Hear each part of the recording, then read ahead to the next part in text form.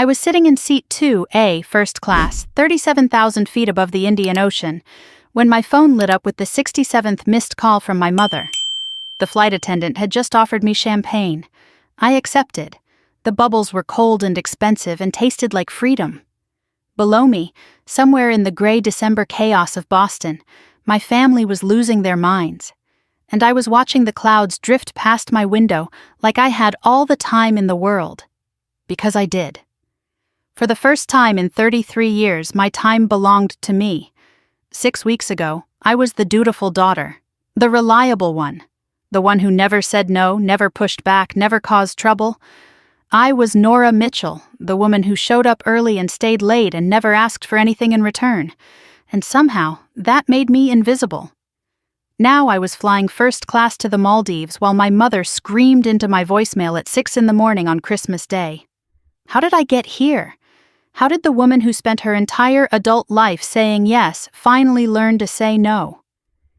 Let me take you back to the phone call that changed everything, 6 weeks earlier, October 29th. The call came at 7:43 in the evening. I remember the exact time because I had just closed my laptop after a 14-hour workday. I was exhausted in that deep, bone-level way that made even blinking feel like effort. But it was the good kind of tired. The kind that comes from doing work that matters. I was a senior financial analyst at Wellington Capital, one of the top investment firms in Boston. I managed portfolios worth hundreds of millions of dollars. I had spent 7 years building my career, proving myself, climbing the ladder one rung at a time. And I was close, so close to the promotion I had been working toward since I was 26 years old. My phone rang. The screen lit up with a single word that made my stomach tighten. Mom. I stared at it for 3 rings. My shoulders tensed, my jaw clenched. This was the Pavlovian response of a woman who knew that every call from Patricia Mitchell came with strings attached. Invisible strings. The kind you did not notice until they were wrapped around your throat. I took a breath and answered. Hey, Mom. I made my voice bright, cheerful, the performance of a loving daughter, Nora darling. Her voice was too loud, too excited. It was her fundraiser voice, her church committee voice, the voice she used when she wanted something. I have the most wonderful news. My grip tightened on the phone. My mother's wonderful news was never wonderful for me. Everyone is coming home for Christmas. She practically sang the words. Your sister, your brother, all the grandchildren, Lily, Mason, the twins, baby Olivia, and little Noah. Can you imagine? 6 grandchildren under one roof. I did the math in my head. 6 children, ages 6 months to 7 years.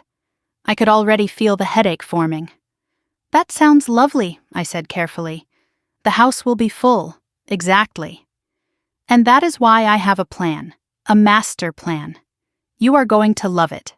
I did not love it. I knew I would not love it before she even explained it. But I asked anyway. What is the plan, Mom?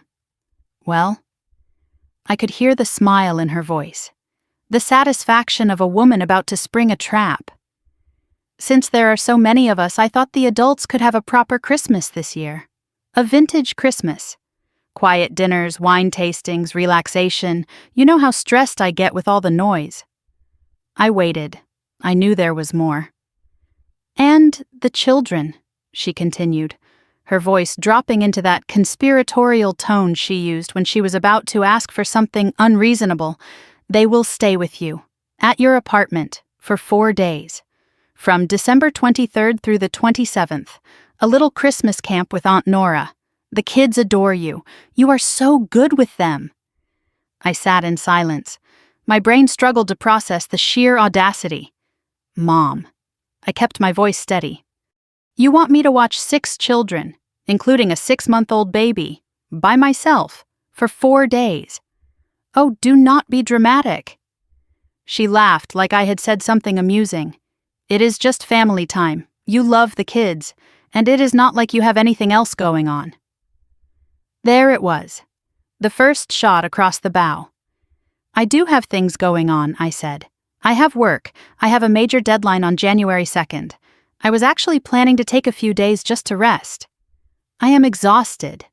Rest? She scoffed. Rest from what? Sitting at a computer clicking a mouse all day? Nora, please. Your sister teaches 30 screaming children. Your brother drives all over the city selling real estate. They have real stress. They need this break. I have real stress too, I tried. I manage systems that affect millions of dollars. If I make a mistake, companies lose everything. But she was already dismissing me. You are single, Nora. You have no excuse. You do not have a husband. You do not have children of your own. You have all this space, all this freedom. It is selfish to keep it to yourself when your family needs you. I felt the familiar weight settle on my chest, the weight of obligation, the ghost of every holiday I had spent serving instead of celebrating. I already told Vanessa and Marcus you would do it, she added. Her voice shifted from sweet to steel. They are counting on you. Vanessa already bought a dress for the Christmas Eve dinner. You cannot ruin this for them. You should not have promised without asking me, I said. A pause. A long, heavy silence. I did not think you would be this difficult. She sighed like a deflating tire. After everything we have done for you, your grandmother would be so disappointed to hear you turning your back on family. The mention of grandmother Eleanor landed like a blow. Eleanor had been dead for 2 months. I had been the one who cared for her, who drove to Cape Cod every weekend for 3 years, who held her hand when she did not recognize anyone else. And now my mother was using her memory as a weapon. Vanessa really needs this time, Mom added quietly. She has things to handle. I caught the hesitation in her voice. Things to handle. What things? That is none of your concern, she said quickly. The point is, family helps family. The children will be dropped off at 9 a.m. on December 23rd. You deal with it. She hung up. I sat there in the silence of my apartment. The apartment I paid for with my own salary. The apartment in the building where I owned my unit outright because I had been smart and careful and responsible. The apartment they called too big for one person, too empty, too much space for a woman alone. To them, I was not Nora, the senior financial analyst who had paid off her student loans by 30. I was not Nora, the woman who had built something from nothing without their help. I was just Nora, the single one, the childless one, the one with no excuse. I opened my laptop, stared at the screen. My fingers hovered over the keyboard. I typed into the search bar, last-minute Christmas vacation packages. Then I deleted it, closed the laptop. Not yet, but the seed was planted. My phone buzzed. A text from Marcus, my brother. Hey, did Mom call you? Can we talk? Before I could respond, an email notification appeared. From Mom, sent to Vanessa and Marcus. I was copied. Subject line, Christmas arrangement confirmed. I opened it. Nora has graciously offered to host all the grandchildren for the holiday week so we adults can finally have a peaceful Christmas. And there at the bottom, a postscript that made my blood freeze. Also, we need to discuss Grandmother Eleanor's beach house. I have found a buyer. I read those words 3 times. She was already selling the beach house, the home where I had spent every summer of my childhood, the place I had cared for Eleanor until her last breath. And she had not even asked me. That was when I realized. My mother was not just using me. She was erasing me. I read that email 17 times over the next 3 days. Each time, the words felt sharper, more deliberate, more cruel. Nora has graciously offered. I had not offered anything. I had not agreed to anything. My mother had simply decided what I would do and announced it to the family as fact. But it was the postscript that kept me awake at night. Grandmother Eleanor's beach house. I have found a buyer. The house was not hers to sell. The grief was not even cold yet. Eleanor had been gone for 2 months. 2 months, and Patricia was already calculating the profit. But what my mother did not know, what none of them knew, was that Grandmother Eleanor had made other plans. Let me tell you about my grandmother. Eleanor Rose Mitchell was the only person in my family who ever truly saw me. Not as a utility, not as a convenience, as a person. When she was diagnosed with early-stage dementia 3 years ago, my mother's response was immediate and predictable. "She should go to a facility," Patricia said. "I cannot handle this." Vanessa had 4 children and no time. Marcus simply disappeared, the way he always did when responsibility called. So I stepped in. I drove 2 hours to Cape Cod every single weekend. I hired a part-time caregiver with my own money. I sat with Eleanor through the confusion and the fear and the forgetting. I held her hand on the days when she did not recognize anyone else. I was there. I was always there. There was one evening, about 6 months before she passed, when Eleanor had a moment of perfect clarity. We were sitting on the porch of the beach house, watching the sun sink into the ocean.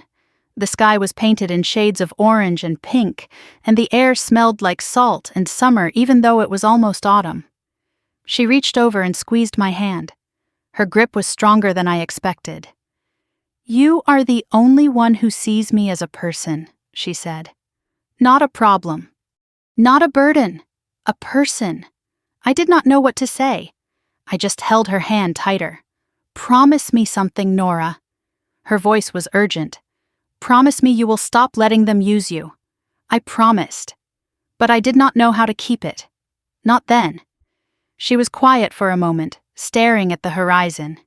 Then she added, almost to herself, "I have made arrangements. Your mother will not like them, but you will understand when the time comes." 3 days after my mother's email, I understood. A certified letter arrived at my apartment. The return address was Sullivan and Associates, Estate Law, Hyannis, Massachusetts. My hands trembled as I opened it. The letter was addressed to Ms. Nora Catherine Mitchell. Per the instructions of Eleanor Rose Mitchell, deceased, the letter began. I read it twice to make sure I understood. Eleanor had created a separate will, a secret one, created without Patricia's knowledge, and I was named as the sole beneficiary. The beach house at 47 Ocean View Drive, Cape Cod, was mine. A trust account containing $214,000 was mine.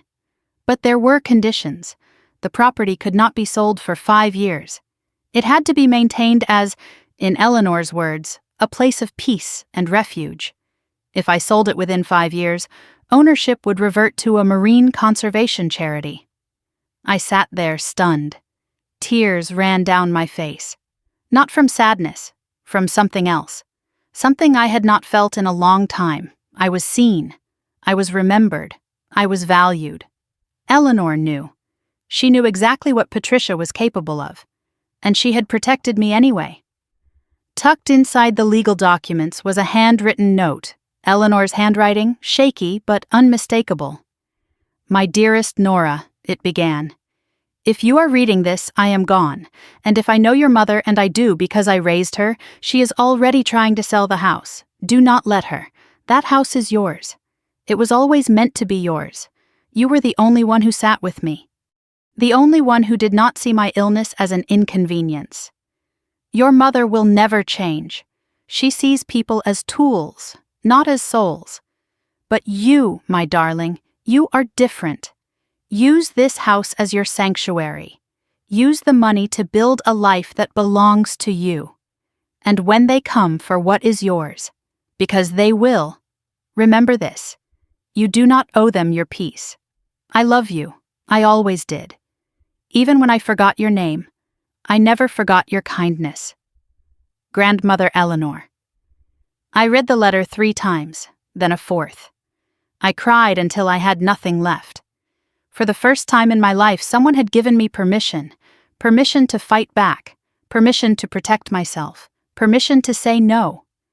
But my grandmother had underestimated one thing: how fast my mother would move.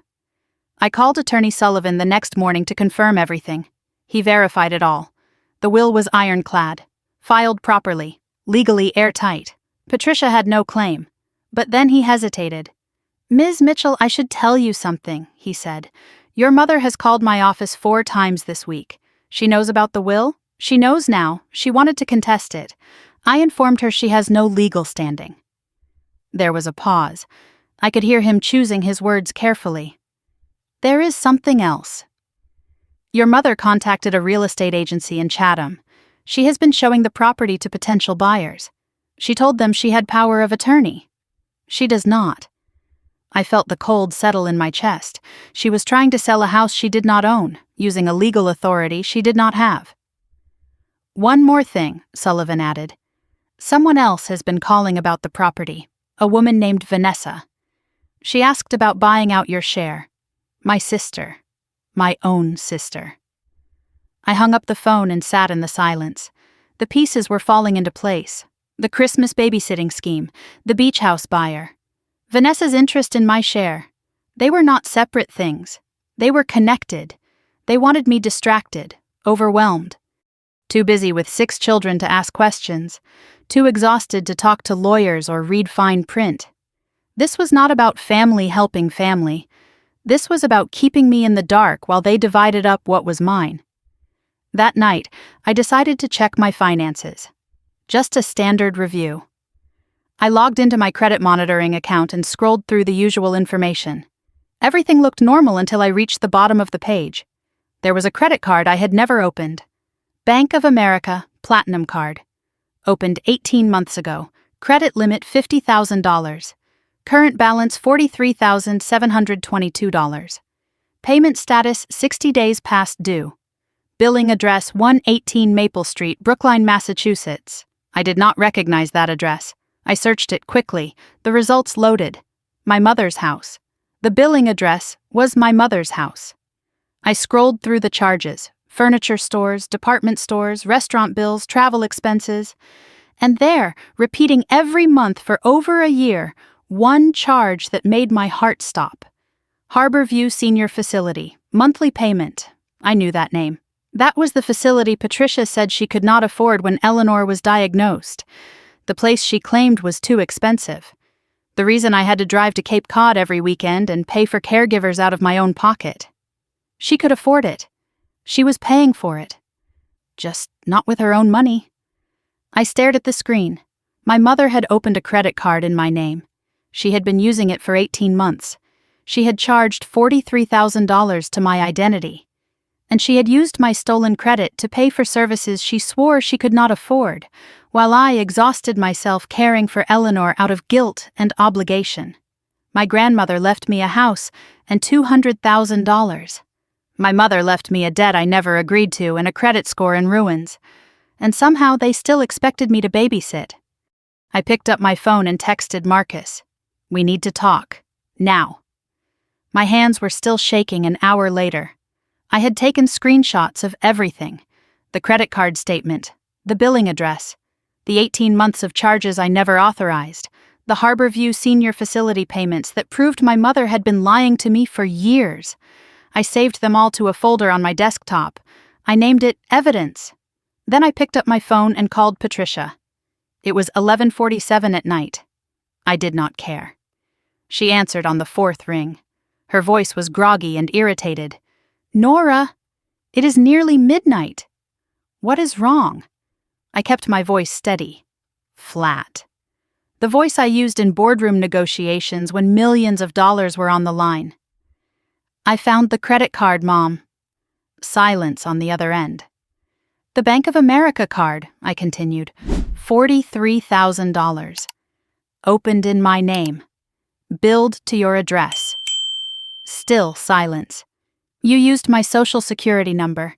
You have been charging things for 18 months. My credit score is destroyed. There was a long exhale on her end.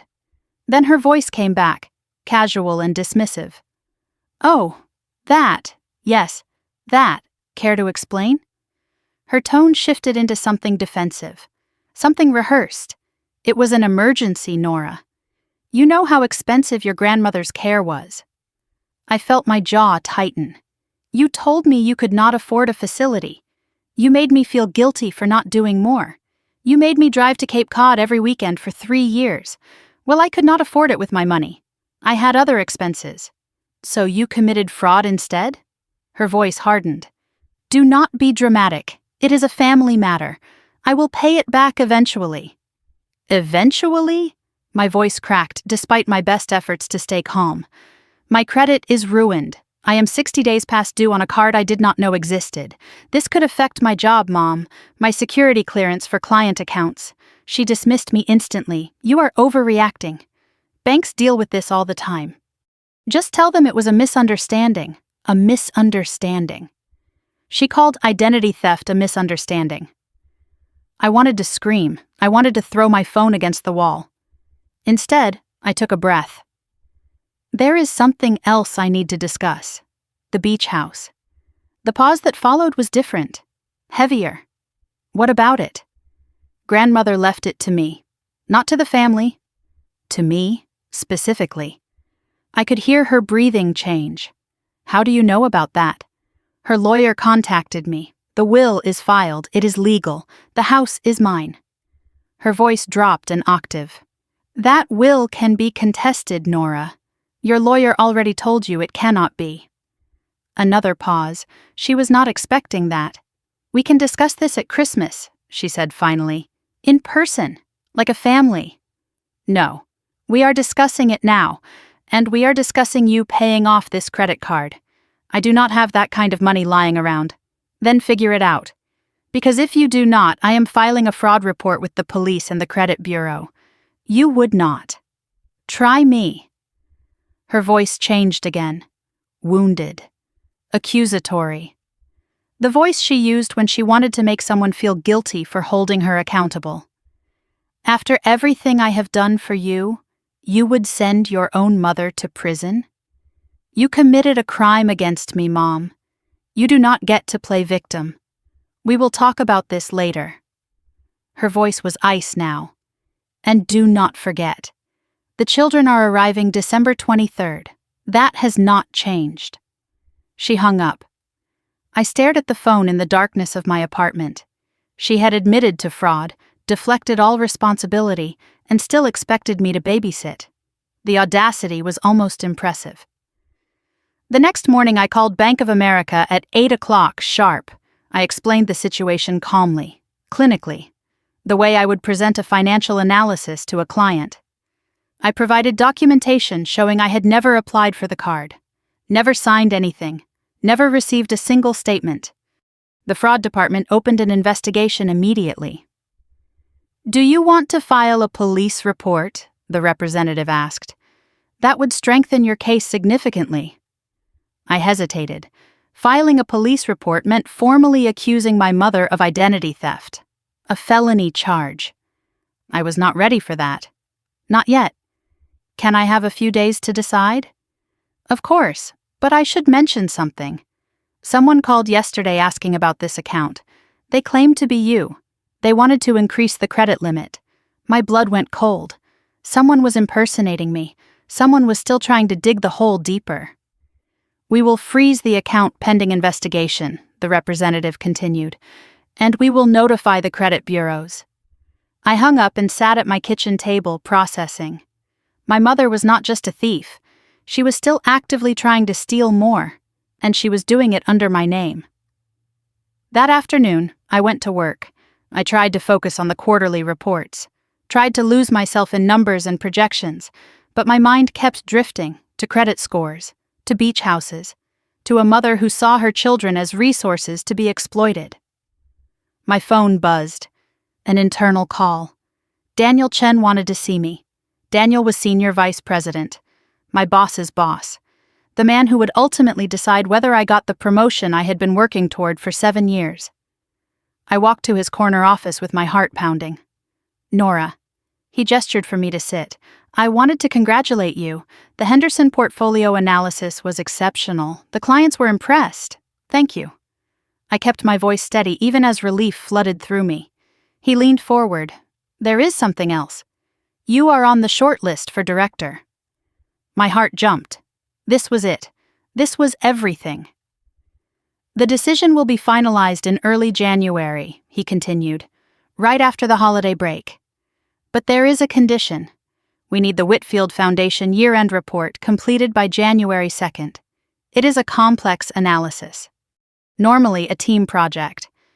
But I want you to lead it solo. I understood immediately. This was my audition, my final test. If you nail this, the promotion is yours. I will deliver it, I said. You have my word. He nodded. I trust you, Nora. You have earned that. He paused. One more thing. There was some unusual activity on your background check renewal. HR flagged it. Probably nothing, but worth mentioning. My stomach dropped. The credit card, the late payments. It was already showing up. I thanked Daniel and walked back to my desk, my mind racing. The Whitfield report would require at least 60 hours of focused work. That meant working through the holidays. That meant I absolutely could not babysit 6 children for 4 days. That evening, my mother called again. Her voice was softer this time, warmer.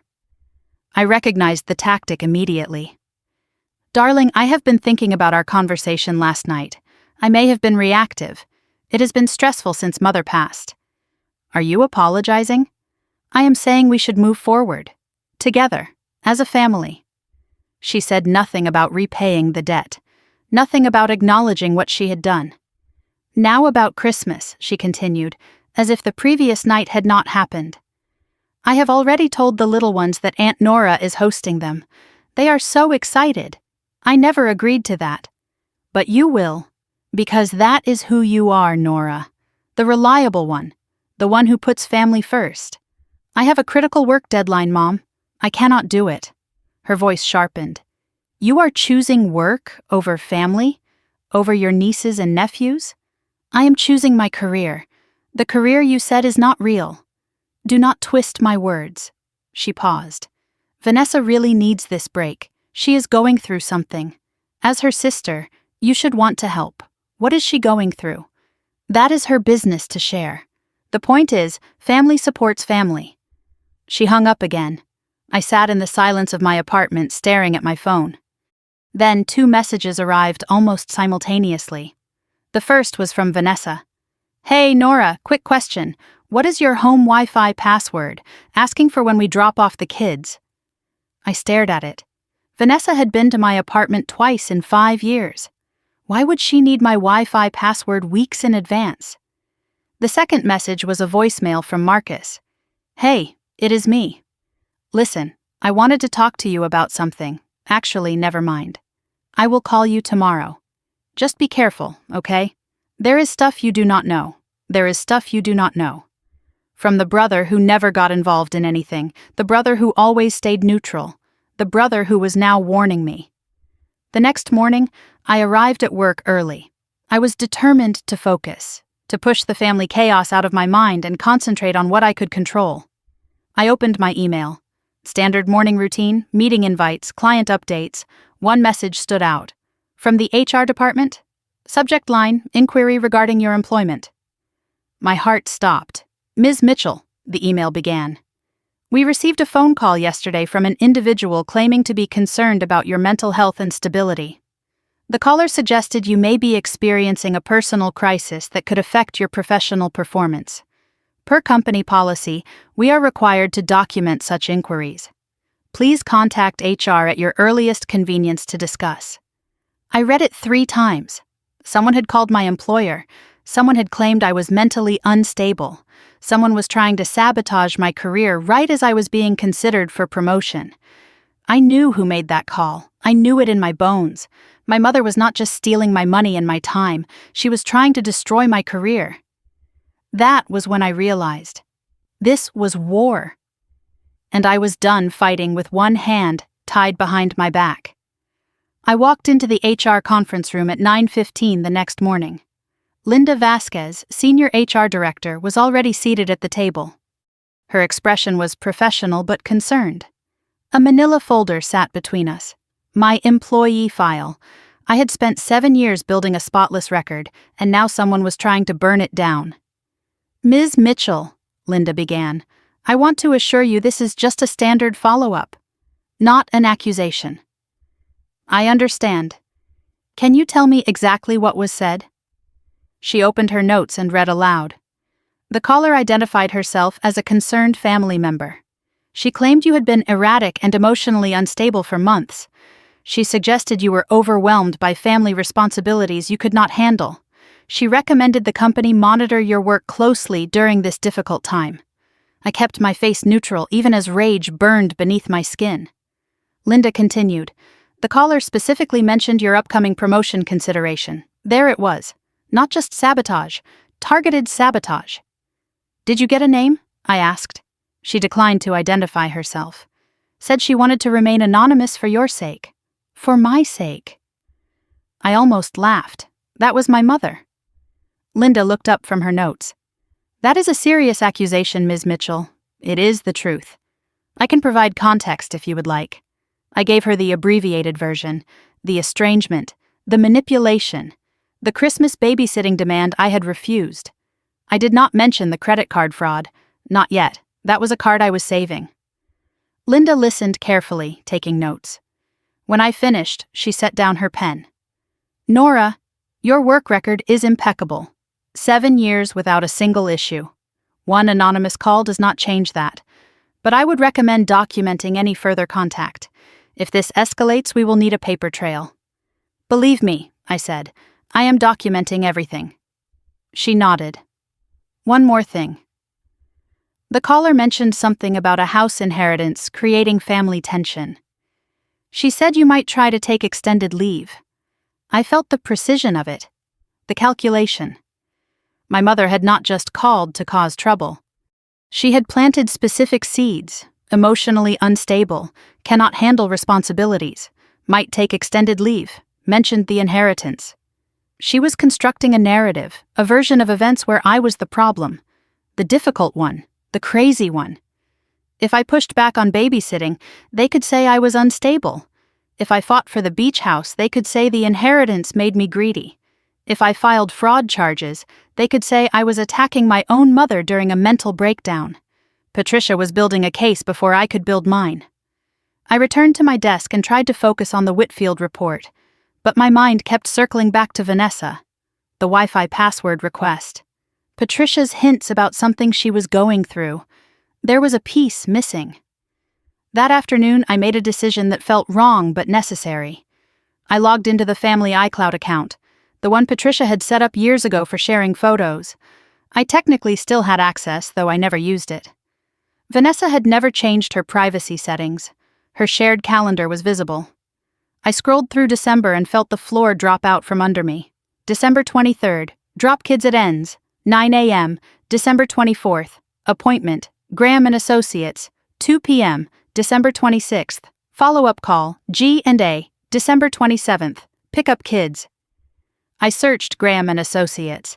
The results loaded instantly, family law firm in Newton, Massachusetts, specializing in divorce, custody, and asset protection. 5-star reviews from women navigating difficult separations. Vanessa was not going on a wine tour. She was not relaxing with the adults. She was meeting with a divorce lawyer, multiple times, over 4 days, and she needed me to babysit so she could do it without her husband knowing. I scrolled back further in her calendar. 3 weeks ago. Consult with Realtor. CC Property Options. CC Cape Cod. My sister was not just interested in my share of the beach house. She was already meeting with realtors about it. I sat with this information, trying to piece it together. Vanessa was planning to divorce Greg. She needed money for lawyers and a fresh start. She was counting on the beach house inheritance. And when she discovered Eleanor left everything to me, she panicked.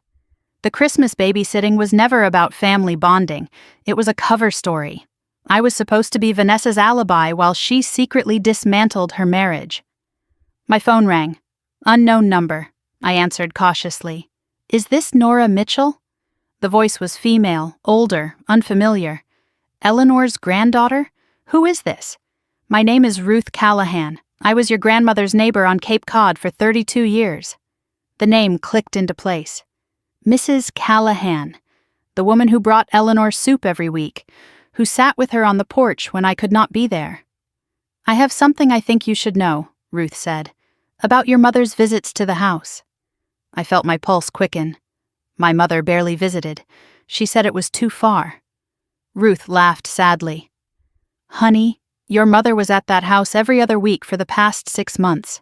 She brought people with her. Showed them around.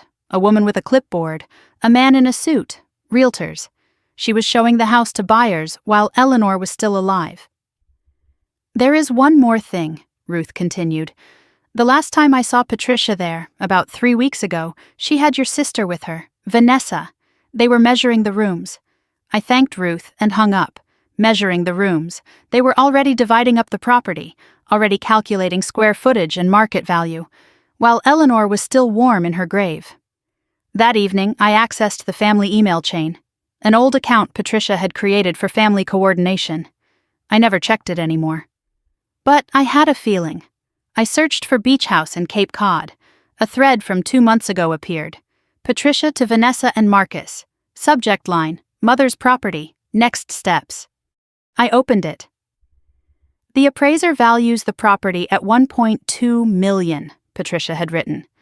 "Once probate clears, we split 3 ways. Nora does not need to be involved. She will just complicate things with her questions." Vanessa had replied immediately. "Agreed. Greg does not know about any of this. I need my share for legal expenses. Can we accelerate?" And Marcus? His response was short. "I am not comfortable with this." Patricia's reply to him was sharp. "Then stay out of it and let us handle things." The last email in the thread was from Patricia, sent just 1 week ago. "Nora is becoming a problem. I am handling it. Do not worry, I am handling it." That was the HR call, the sabotage, the systematic destruction of my credibility. And she had put it in writing. At 9:47 that night, I sat in a quiet corner of a cafe in Cambridge, away from family territory. Marcus walked in looking exhausted, dark circles under his eyes, shoulders tense. He sat across from me and did not waste time. "Thanks for meeting me. I know things are complicated. You said there is stuff I do not know. So tell me." He took a deep breath. "I have been a coward, Nora. I saw things and I did not say anything. I did not want to get involved." "Get involved in what?" He told me everything. He knew about the credit card months ago. Patricia had asked him to help manage Eleanor's expenses. He refused. She went behind his back. She told him she would figure it out. He did not know she meant identity theft. He also knew about the plan to sell the beach house. "Vanessa and Mom have been working together," he said. "They assumed the will would be split normally. When they found out grandmother left everything to you, they panicked." "Why are you telling me now?" He looked at the table. "Because they asked me to spy on you. Mom called yesterday. She wanted me to check on you, report back what you were planning. She said you were having a breakdown, that you needed family intervention." His voice dropped. "But I saw that email, Nora, the one she sent to your HR. She CC'd the wrong account. She meant to send it only to Vanessa." "I saw it." He slid his phone across the table. On the screen was a forwarded email. "Patricia to Vanessa. Accidentally copied to Marcus. Subject line, handling Nora." "I called her company today," the email read. "Planted seeds about her mental state. If she tries to fight us on the house, we can point to her erratic behavior. The Christmas babysitting is critical. If she agrees, she looks stable. If she refuses, she looks selfish and confirms our narrative. Either way, we win. The credit card issue is manageable. She will not go to police. She is too afraid of confrontation." I stared at the screen, my mother's words, my sister's complicity, all of it laid bare. They had built a trap with me at the center. Every choice I made would be used against me. But they had made one mistake. They underestimated me. I looked at Marcus. "Are you with me? Really with me?" He did not hesitate. "Yeah. I am done being their puppet." "Good," I said, "because we are going to need a plan." The coffee shop was nearly empty now, just me, Marcus, and the weight of what he had revealed. I read the email on his phone again. Every word was a confirmation of betrayal. Either way, we win.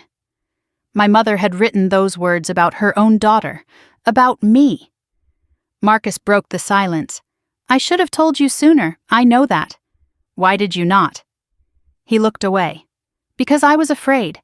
Mom has a way of making you feel like you are the crazy one if you question her." "Gaslighting." "Yeah, that." He exhaled slowly.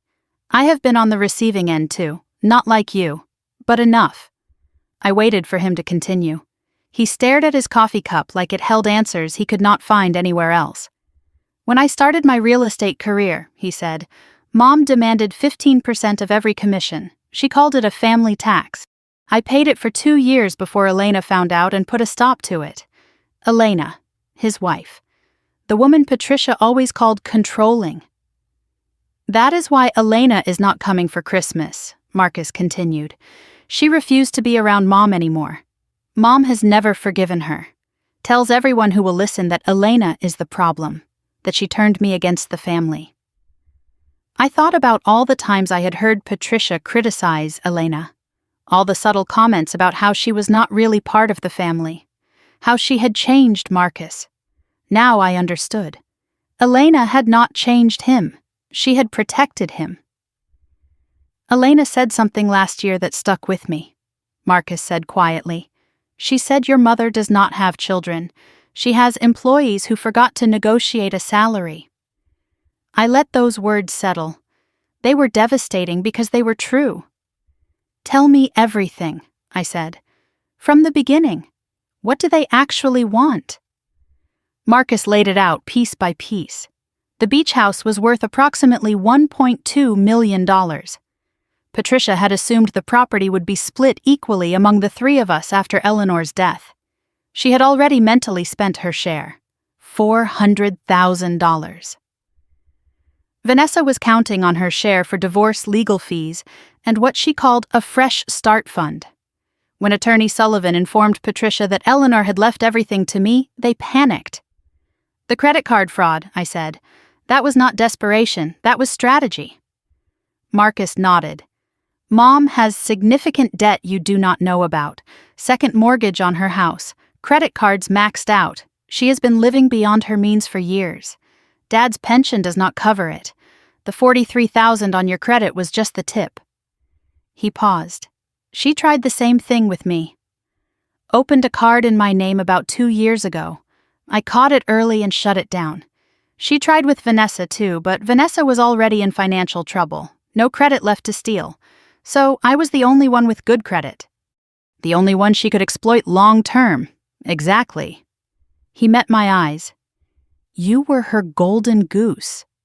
I processed this. My mother had systematically targeted me because I was the responsible one. Because I had built something. Because I had something worth taking. There is something else, Marcus said. About Dad's pension. Mom told everyone it barely covers expenses. But I saw a bank statement once. The pension is double what she claims. The rest goes somewhere else. Somewhere else. Another secret. Another lie. Marcus shifted in his seat. Now let me tell you about Vanessa. Her marriage has been crumbling for 3 years. Greg controls the finances.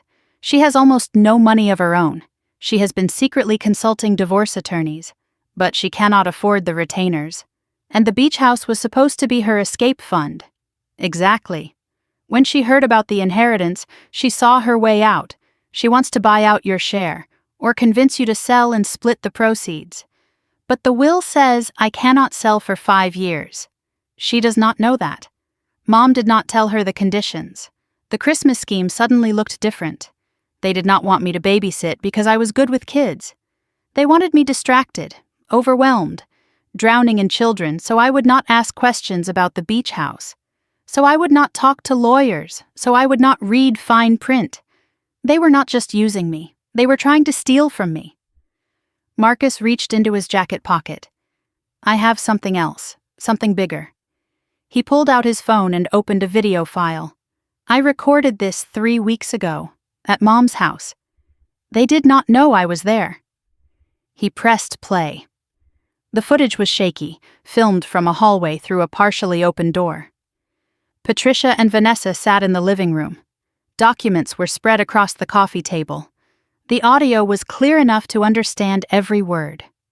Once we get Nora distracted with the children, we move on the house, Patricia said on screen. I have already contacted a buyer. But the will, Vanessa started to say. Patricia cut her off. The will can be challenged. Nora will not fight us. She never fights, and if she does, we have the HR complaint on file. Unstable behavior, history of family conflict. No judge will side with her. What about Marcus? Vanessa asked. Patricia laughed. Marcus is weak. He will fall in line once he sees which way the wind is blowing. He always does. I glanced at Marcus. His jaw was tight. I could see the shame in his eyes. And something else. Anger. Patricia continued on the video. Nora thinks her little job makes her special, but at the end of the day she is alone. No husband, no children, no one to fight for her. We are doing her a favor, really. She does not need that house. She does not need anything. She does not need anything. Spoken with casual cruelty.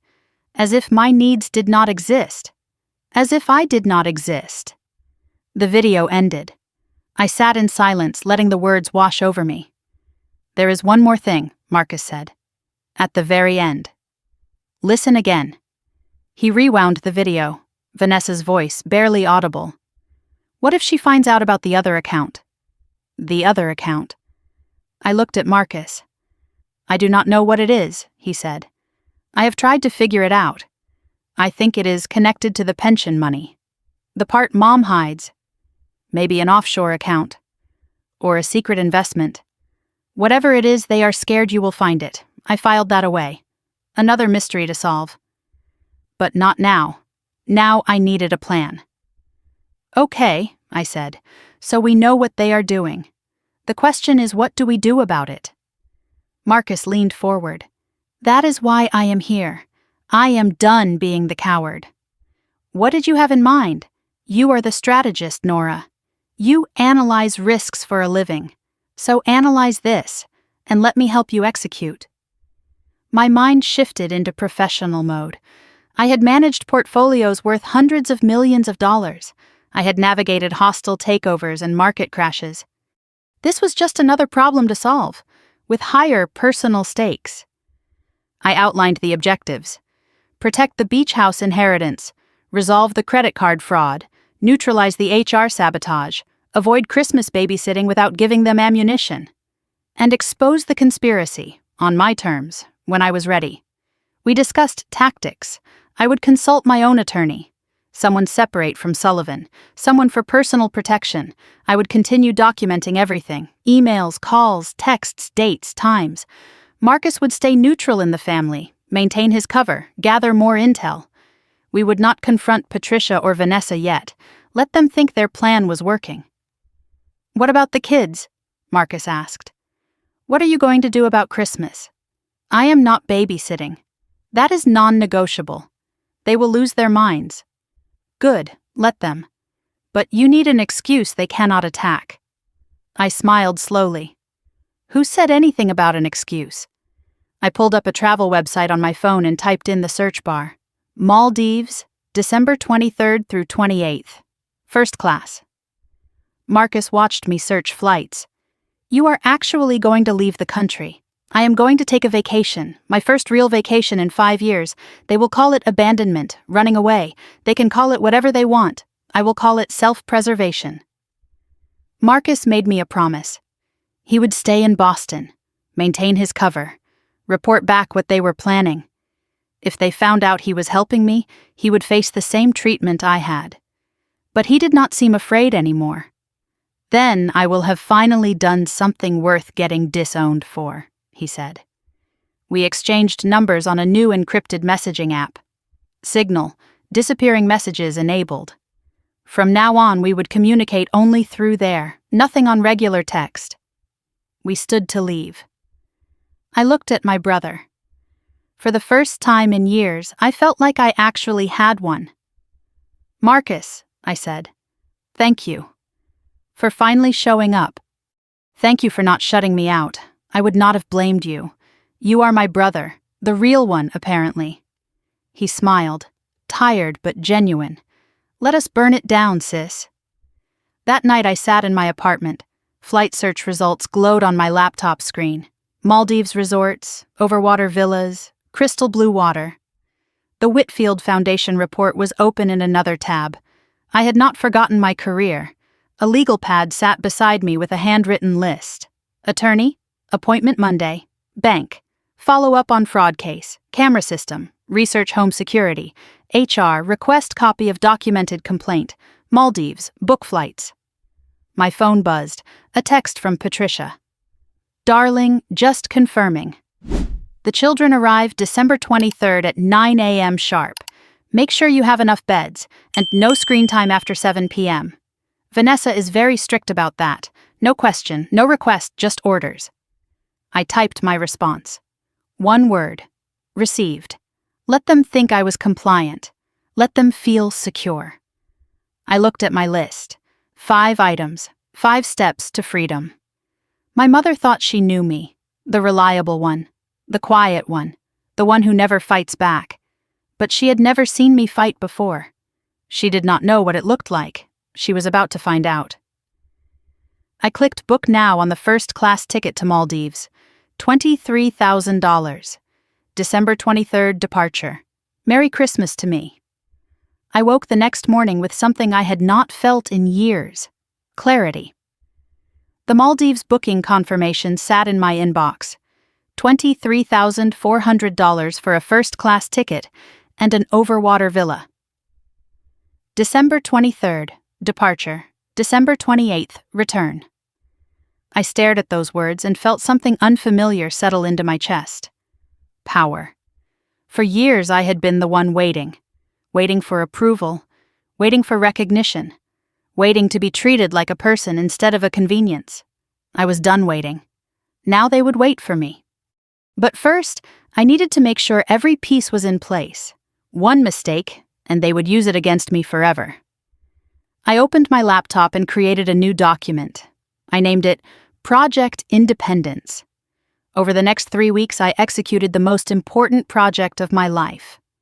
And for once, I was the only client. The first week began with an attorney consultation. Caroline Park came highly recommended by a colleague who had gone through something similar. Her office was in downtown Boston. Modern, efficient, Harvard Law diplomas on the wall. I walked in carrying a folder thick with documentation. The will, the credit card statements, the HR email, the video Marcus had recorded. I laid it all on her desk and watched her expression shift from professional interest to genuine concern.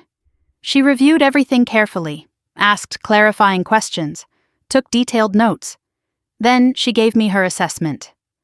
"The will is airtight," she said. "Your grandmother used one of the best estate attorneys in Massachusetts. Your mother has no legal standing to contest it. And the credit card fraud? Identity theft, a felony. You can press charges any time within the statute of limitations. The HR sabotage? Harder to prove legally, but document everything. It establishes a pattern of harassment." She picked up her phone and watched Marcus's video. Her eyebrows rose. "This is admissible as evidence if it comes to civil court. It shows premeditation and conspiracy." I asked her what she recommended. "You have options, Nora. You can go nuclear, press charges, file civil suits, expose everything publicly. Or you can hold your cards. Use the threat of exposure as leverage." She paused. "What do you want, justice or peace?" I thought about it. I want both, but I will settle for freedom. Before I left, Caroline drafted a cease and desist letter regarding the beach house. We did not send it yet, but it was ready. "There is one more thing," Caroline said as I was gathering my documents. "I did a quick property search. Your mother filed paperwork last month to become emergency executor of your grandmother's estate. The court rejected it, but she tried. Emergency executor. She had tried to give herself legal authority over the estate. Authority she did not have, authority the court denied. But she tried anyway." The second item on my list was home security. I contacted a company called Safeguard Home Systems and ordered a full package. Cameras at the front door and back entrance. Motion-activated alerts sent directly to my phone. Video storage in the cloud accessible from anywhere in the world, including the Maldives. A technician arrived the next day and installed everything in 4 hours. I tested the system repeatedly. Clear footage, instant notifications, perfect. I also changed all my locks. New deadbolt, new keys. I gave one spare to my neighbor across the hall. "Mr. Okonkwo, a retired police officer who had lived in the building for 15 years. I explained the situation briefly. "I am going away for Christmas. My family might stop by uninvited." He nodded like he had seen this before. "Family drama. I will keep an eye out. You want me to call the cops if anyone tries to break in?" "Yes, immediately." My apartment was no longer just a home, it was a fortress. That week I also checked the security app more carefully. Something caught my attention. A car I did not recognize had been parked outside my building 3 times in the past week. Same car, same spot. I took a screenshot of the license plate, just in case. The third item was work. I scheduled a meeting with Daniel Chen to discuss remote work during the holidays. I needed to be away from Boston, but I was still committed to the Whitfield report. I could not tell him the full truth, but I could tell him enough. "Daniel, I need to discuss something personal." He listened with the focused attention of a man who had managed people for 20 years. "I am dealing with a family situation. It is complicated. I need to be away from Boston over Christmas, but I am fully committed to delivering the Whitfield report on time. Where will you be?" "Maldives." His eyebrows rose. I know how it sounds. But I have learned that sometimes the best way to handle family pressure is to be unreachable. He considered this for a moment. "You have never taken a real vacation. Not once in 7 years. I know, and you are confident you can deliver remotely. The resort has high-speed Wi-Fi. I have already tested it with their concierge. I will be working 4 hours every morning. The report will be done by December 30th. He nodded slowly. "All right. I trust you, Nora. You have earned that."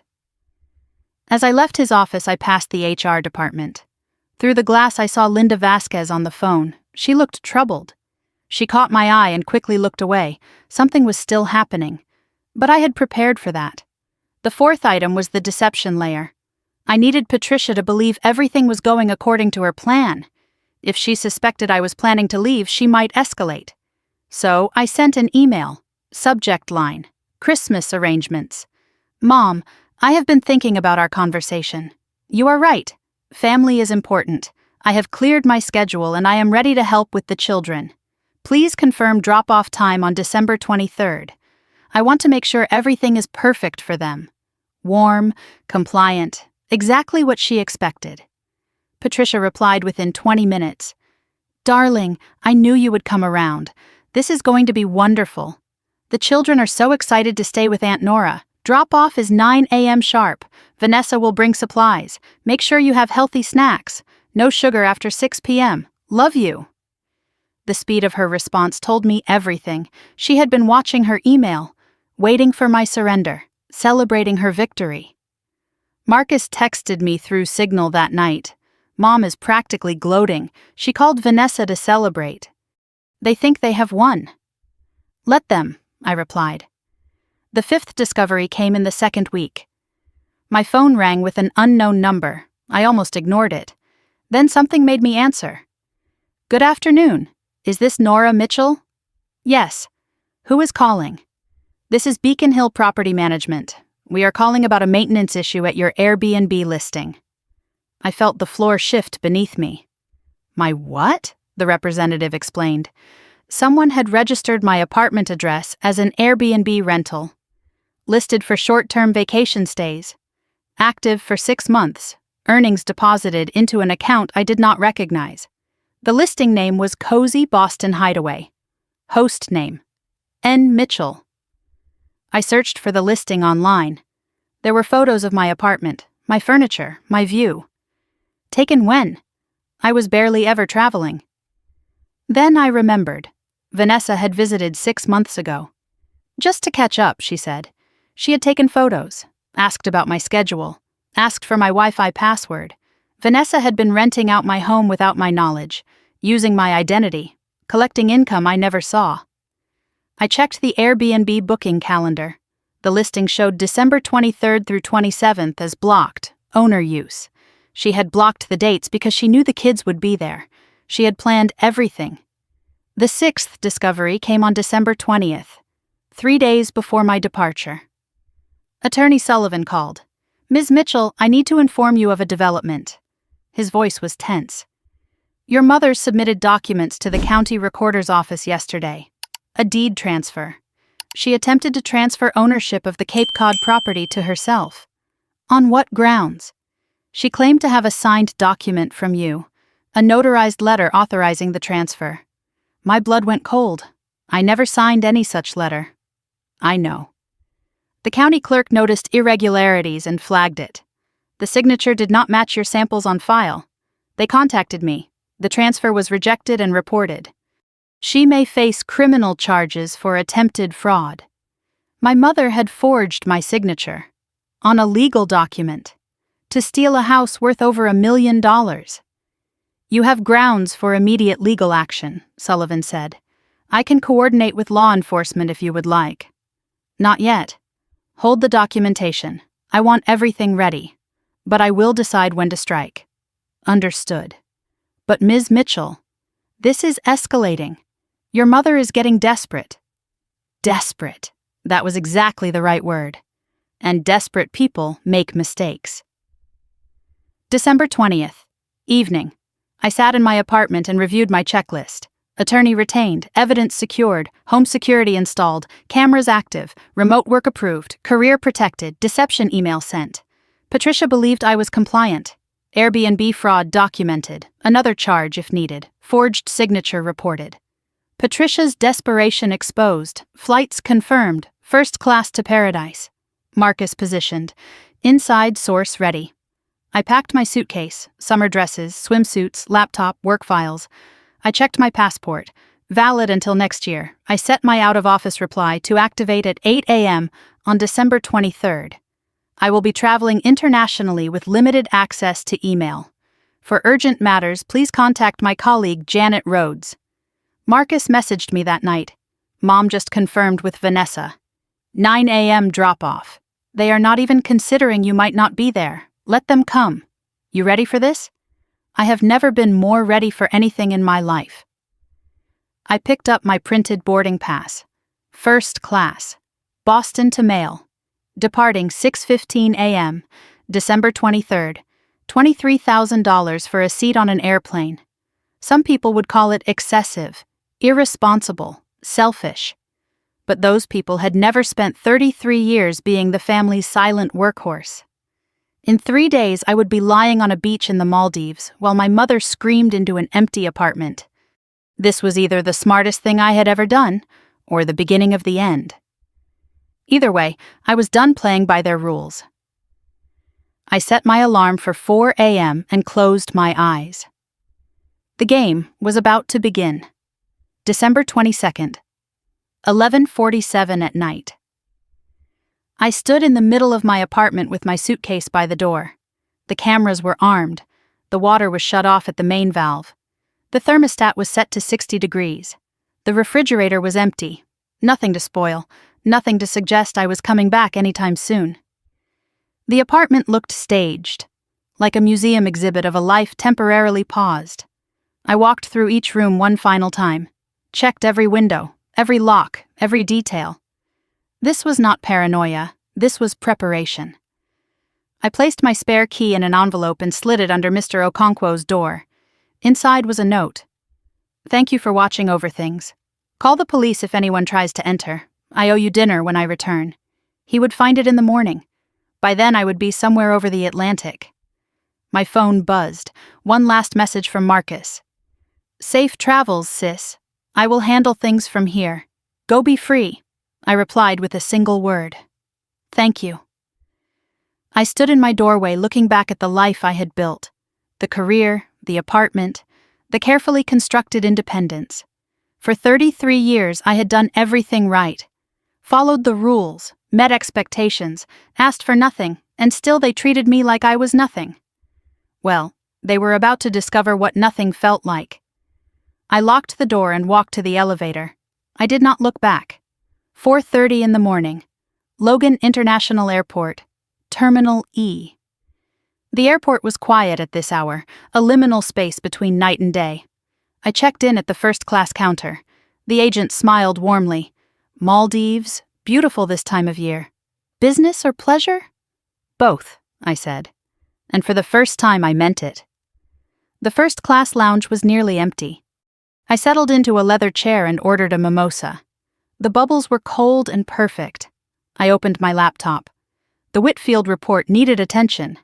But first, I had something else to do. I composed an email to Patricia, set to send at exactly 9:15 in the morning, 15 minutes after the planned drop-off time, subject line, change of plans. Mom, I apologize for any inconvenience, but I will not be available to watch the children this week. I have taken a much-needed vacation to focus on my mental health. Something you have expressed concern about to my employer. I am sure you understand. I trust you will find alternative arrangements. Merry Christmas. Nora.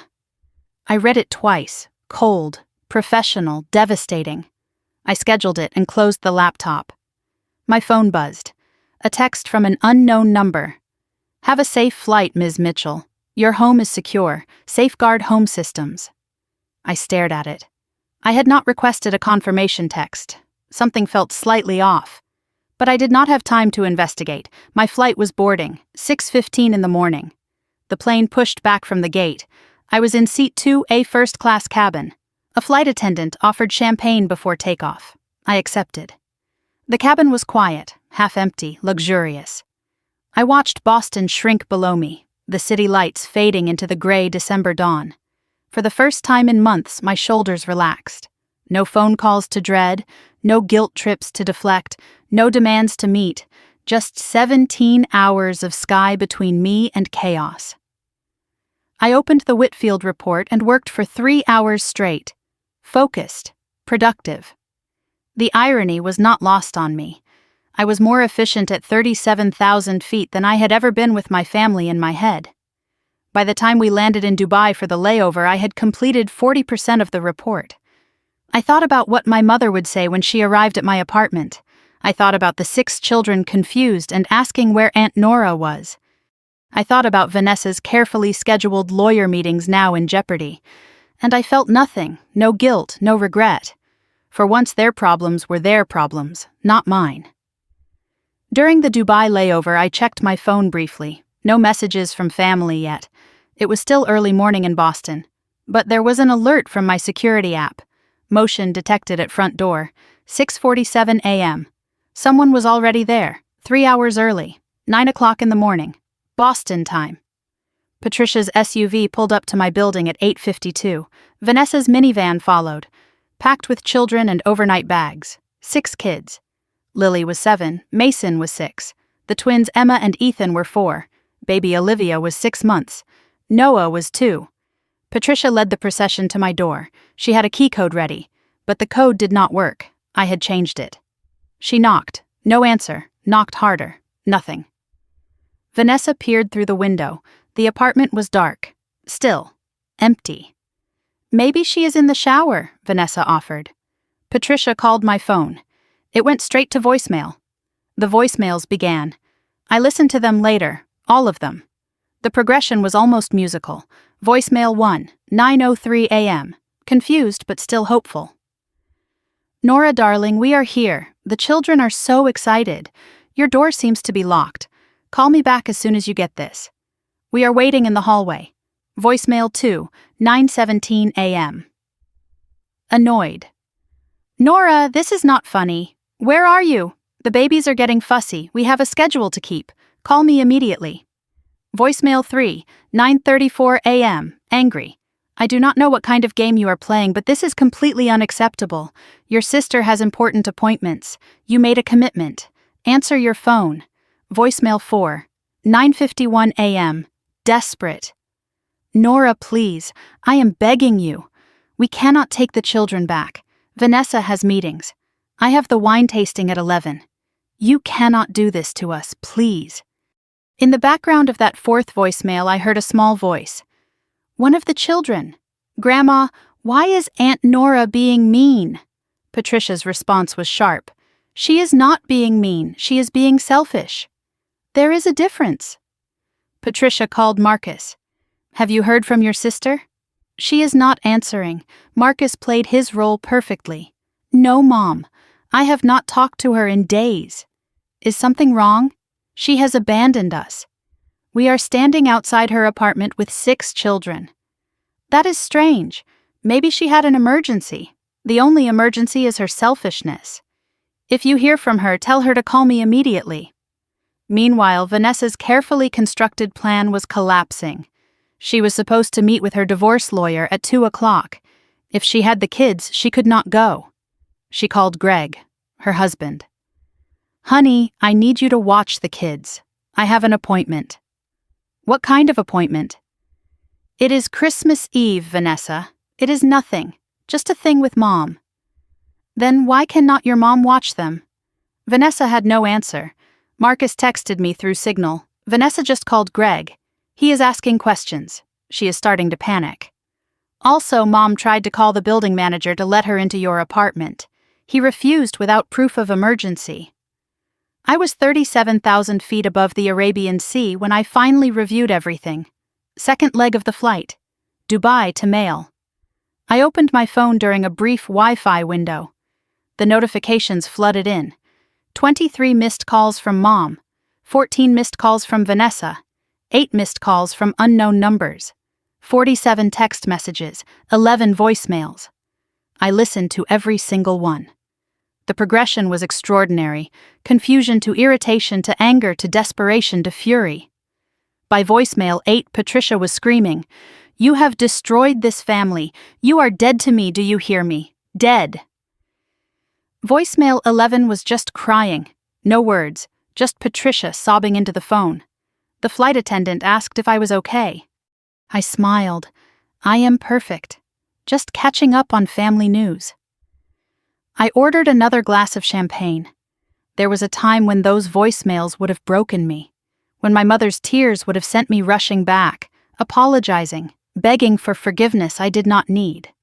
That time was over. I saved every voicemail, every text, every piece of evidence, not because I needed ammunition, but because I never wanted to forget who they really were when they did not get what they wanted. The plane touched down as the sun set over the Indian Ocean. Villana International Airport. Pink and gold light spilled across the tarmac. I stepped off the plane into warm, humid air. 78 degrees. A universe away from Boston's December freeze. A speedboat took me across crystal blue water to the resort. Overwater villas. Thatched roofs. Infinity pools. My villa was at the end of a private pier.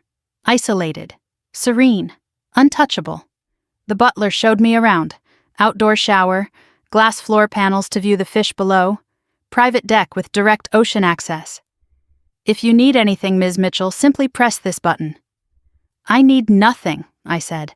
"That is exactly why I am here." I stood on the deck watching the stars appear. The ocean was impossibly calm. My phone sat inside, deliberately ignored. For the first time in 33 years, I was completely alone. And completely happy. Then my phone lit up inside the villa. I glanced at it through the glass door. An email notification from Vanessa. The subject line was visible. "I know where you are." I walked inside and opened the email. "Do not think you are clever, Nora. I have access to your credit card statements. I have seen the charge. Maldives. Really? While your family suffers? You have made your choice, but do not think this is over. When you come back, if you come back, there will be consequences. You have just made an enemy of everyone who ever loved you. Enjoy your vacation. It is the last peace you will ever have." I read it twice. Then I typed a reply. "Vanessa, I know about the Airbnb. I know about the divorce lawyer. And I know you and Mom forged my signature on property documents. Enjoy your Christmas. We will talk when I decide we will." I hit send. I set my phone to airplane mode and placed it in the villa safe. Then I walked back to the deck, poured myself a glass of wine, watched the moonlight dance across the water. Behind me, somewhere in Boston, my mother was screaming. My sister was scrambling. My family was imploding. And I was finally, beautifully free.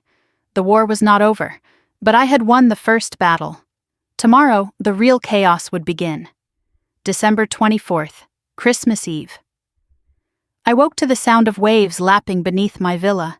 Sunlight filtered through sheer curtains, casting golden patterns on the white sheets. For a moment I forgot where I was. Then I remembered. And I smiled. No alarm, no obligations, no one expecting anything from me. I made coffee using the French press the resort provided, Ethiopian blend, rich and smooth. I stepped onto my private deck wearing a silk robe and watched the ocean stretch endlessly before me. Turquoise fading to deep blue at the horizon. A reef shark glided past beneath the glass floor panels. I watched it without fear. This was what peace felt like. I tried to remember the last time I woke up without dread, without a mental checklist of everyone else's needs running through my head. I could not, because it had never happened. Not in 33 years. Until now. I retrieved my phone from the villa safe. Airplane mode was still on. I hesitated, then turned it off. The notifications exploded. 67 missed calls, 94 text messages, 19 voicemails. I set the phone face down on the table. Later, they could wait. They had always made me wait. Now it was their turn. Among the notifications, one stood out. A text from an unknown number. This is the Boston Police Department. Please call us at your earliest convenience regarding a welfare check request. Case number 47821. I stared at that message. Then I dialed the number. A dispatcher answered and transferred me to an officer. His name was Rodriguez. Ms. Mitchell, thank you for calling back. We received a report yesterday afternoon that you were missing. Missing? Yes, ma'am. A Patricia Mitchell filed the report. She claimed you had disappeared under suspicious circumstances and that she was concerned for your safety. I kept my voice level. I see. And what exactly did she tell you? She said you had a history of mental health issues, that you had been acting erratically, that she feared you might harm yourself. I almost laughed. Instead, I kept my composure. Officer, I appreciate your diligence, but I am not missing. I am on vacation. May I ask where you are? The Maldives. I am sitting on the deck of an overwater villa drinking coffee watching the sunrise. I left voluntarily. I am in no danger. There was a pause.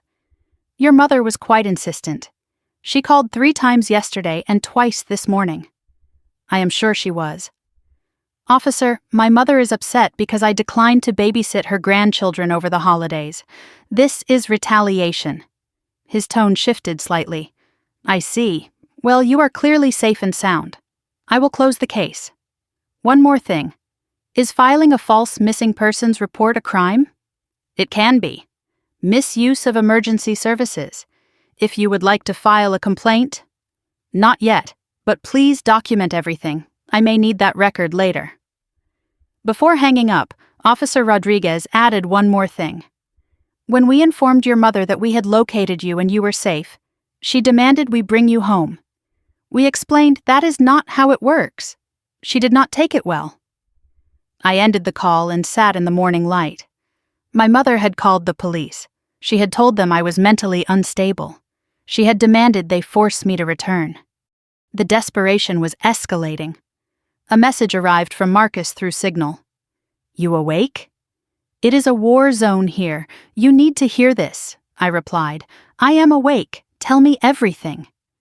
His account came in fragments, voice messages, texts, a picture slowly forming of the chaos I had left behind.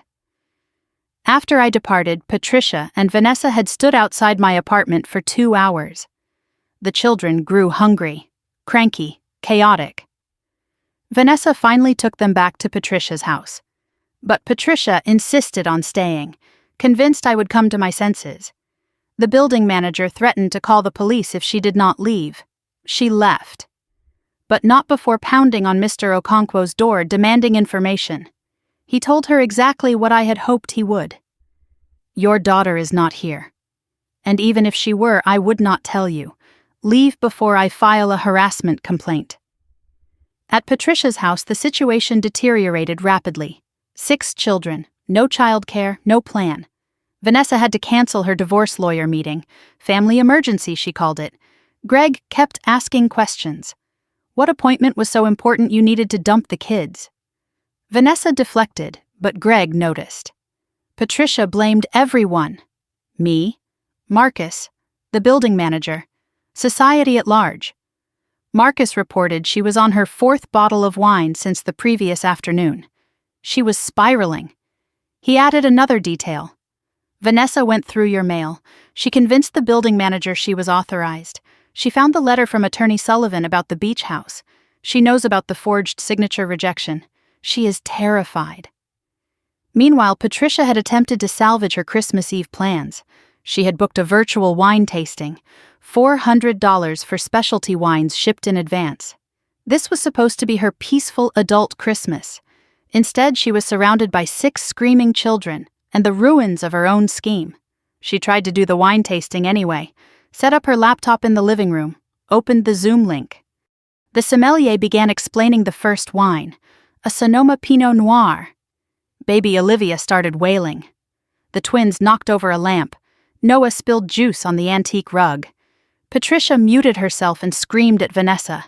"Control these children," Vanessa screamed back. "I am trying. This was not supposed to happen." Patricia accidentally unmuted. The sommelier heard everything. The other virtual attendees witnessed Patricia Mitchell losing her composure completely.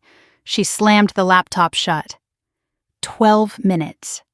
That was how long her $400 wine tasting lasted. I read this update while floating in my villa's private infinity pool. The absurdity was almost poetic. The woman who insisted on a peaceful adult Christmas was now drowning in the chaos she had orchestrated. At 2:17 in the afternoon, Boston time, my phone rang. "Vanessa," I answered. Curious what she would say. "Nora, finally. Where the hell are you? Somewhere warm. What do you want, Vanessa?" "I want to know why you did this, why you abandoned your family on Christmas." "I did not abandon anyone. I took a vacation. You assumed I would comply." "That was your mistake." Silence. "We needed you, Nora." "No, you needed a babysitter. There is a difference." She tried a different approach. Her voice softened. "Look, I know things have been tense, but we can fix this. Just come home. We will work it out. I am not coming home. Not until I am ready." "What do you want?" "An apology? Fine. I am sorry." "Okay, I am sorry we expected too much. That is not an apology. That is a complaint disguised as an apology." Her composure cracked. "You do not understand what is at stake for me. I have meetings, important meetings. My entire future depends on—" She stopped herself. "Depends on what? Your divorce lawyer appointments?" Dead silence. "How do you know about that?" "I know about everything, Vanessa. The lawyer, the Airbnb you set up in my name, the beach house measurements, all of it. That is... Save it. I am not your enemy, Vanessa. But I am not your doormat either. You want to divorce Greg? Do it honestly. Do not use me as your cover story." Her voice dropped to a whisper. "Greg is listening. He has been suspicious all week. If he finds out about the lawyer, he will drain the accounts before I can act. Nora, please, I am begging you, just do not tell him." I said nothing. She hung up. That afternoon, Patricia launched her counterattack on social media. A Facebook post designed for maximum sympathy. "My heart is broken this Christmas Eve. I always believed family meant everything. I raised my children with love, sacrifice, and devotion. But tonight my own daughter has abandoned us. She left her nieces and nephews crying at her door while she flew to some tropical resort. No explanation, no apology, just cruelty. I do not understand what I did to deserve this. Please pray for our family during this difficult time. #heartbroken mother. #family first. #Christmas alone." The comments rolled in. Sympathy, support, prayers. But not everyone was convinced. Cousin Deborah posted a response. "Wait, is this the same Nora who drove to Cape Cod every weekend for 3 years to take care of Grandma Eleanor? The Nora who took care of everyone else's kids at every family gathering?" Maybe there is more to this story. Patricia deleted the comment. Deborah reposted it. Interesting that you deleted my comment, Patricia. What are you hiding? Marcus sent me screenshots. It is getting spicy. Cousin Deborah is not backing down. She just posted the photo of you at Grandma's bedside from 3 years ago. People are starting to ask questions. I spent Christmas Eve evening at the spa, a traditional Maldivian massage, a facial with local botanicals. 2 hours of silence and care. Afterward, I worked on the Whitfield report. 60% complete now, ahead of schedule despite everything, perhaps because of everything. Chaos clarifies priorities. At sunset, I sat on the beach and watched the sky turn orange and pink. A bonfire was lit for resort guests. I watched from a distance. A couple laughed nearby. Children built sandcastles. A family celebrated together. I felt no envy, only peace. Midnight Maldives time. A notification woke me, the security app, alert, motion detected at front door. Timestamp 11:47 p.m. Eastern Time. I opened the camera feed. A figure stood at my apartment door, trying the knob. It was not Patricia. It was not Vanessa. It was a man, tall, wearing a jacket I recognized. Greg, Vanessa's husband.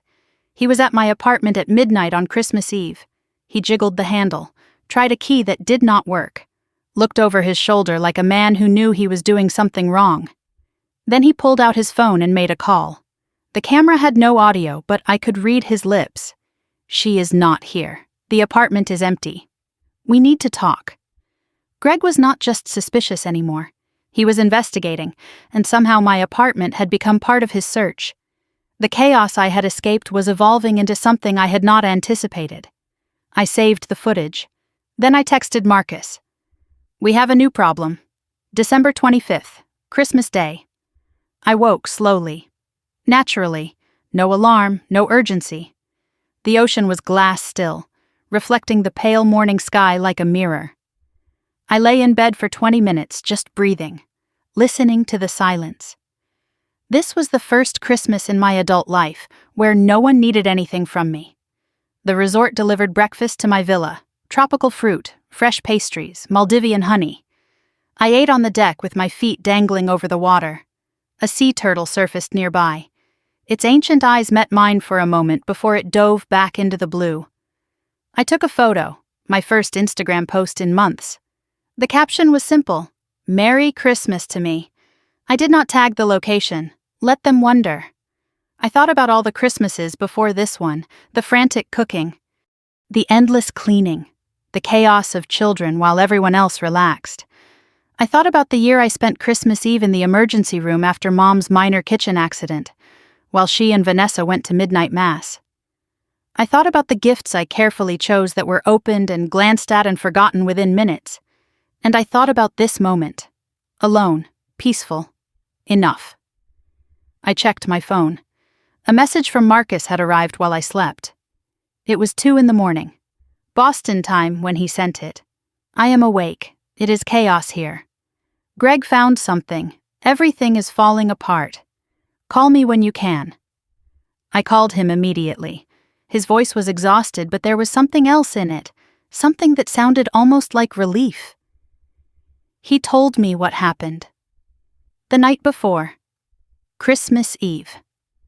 After Greg visited my apartment and found it empty, he went back to Patricia's house.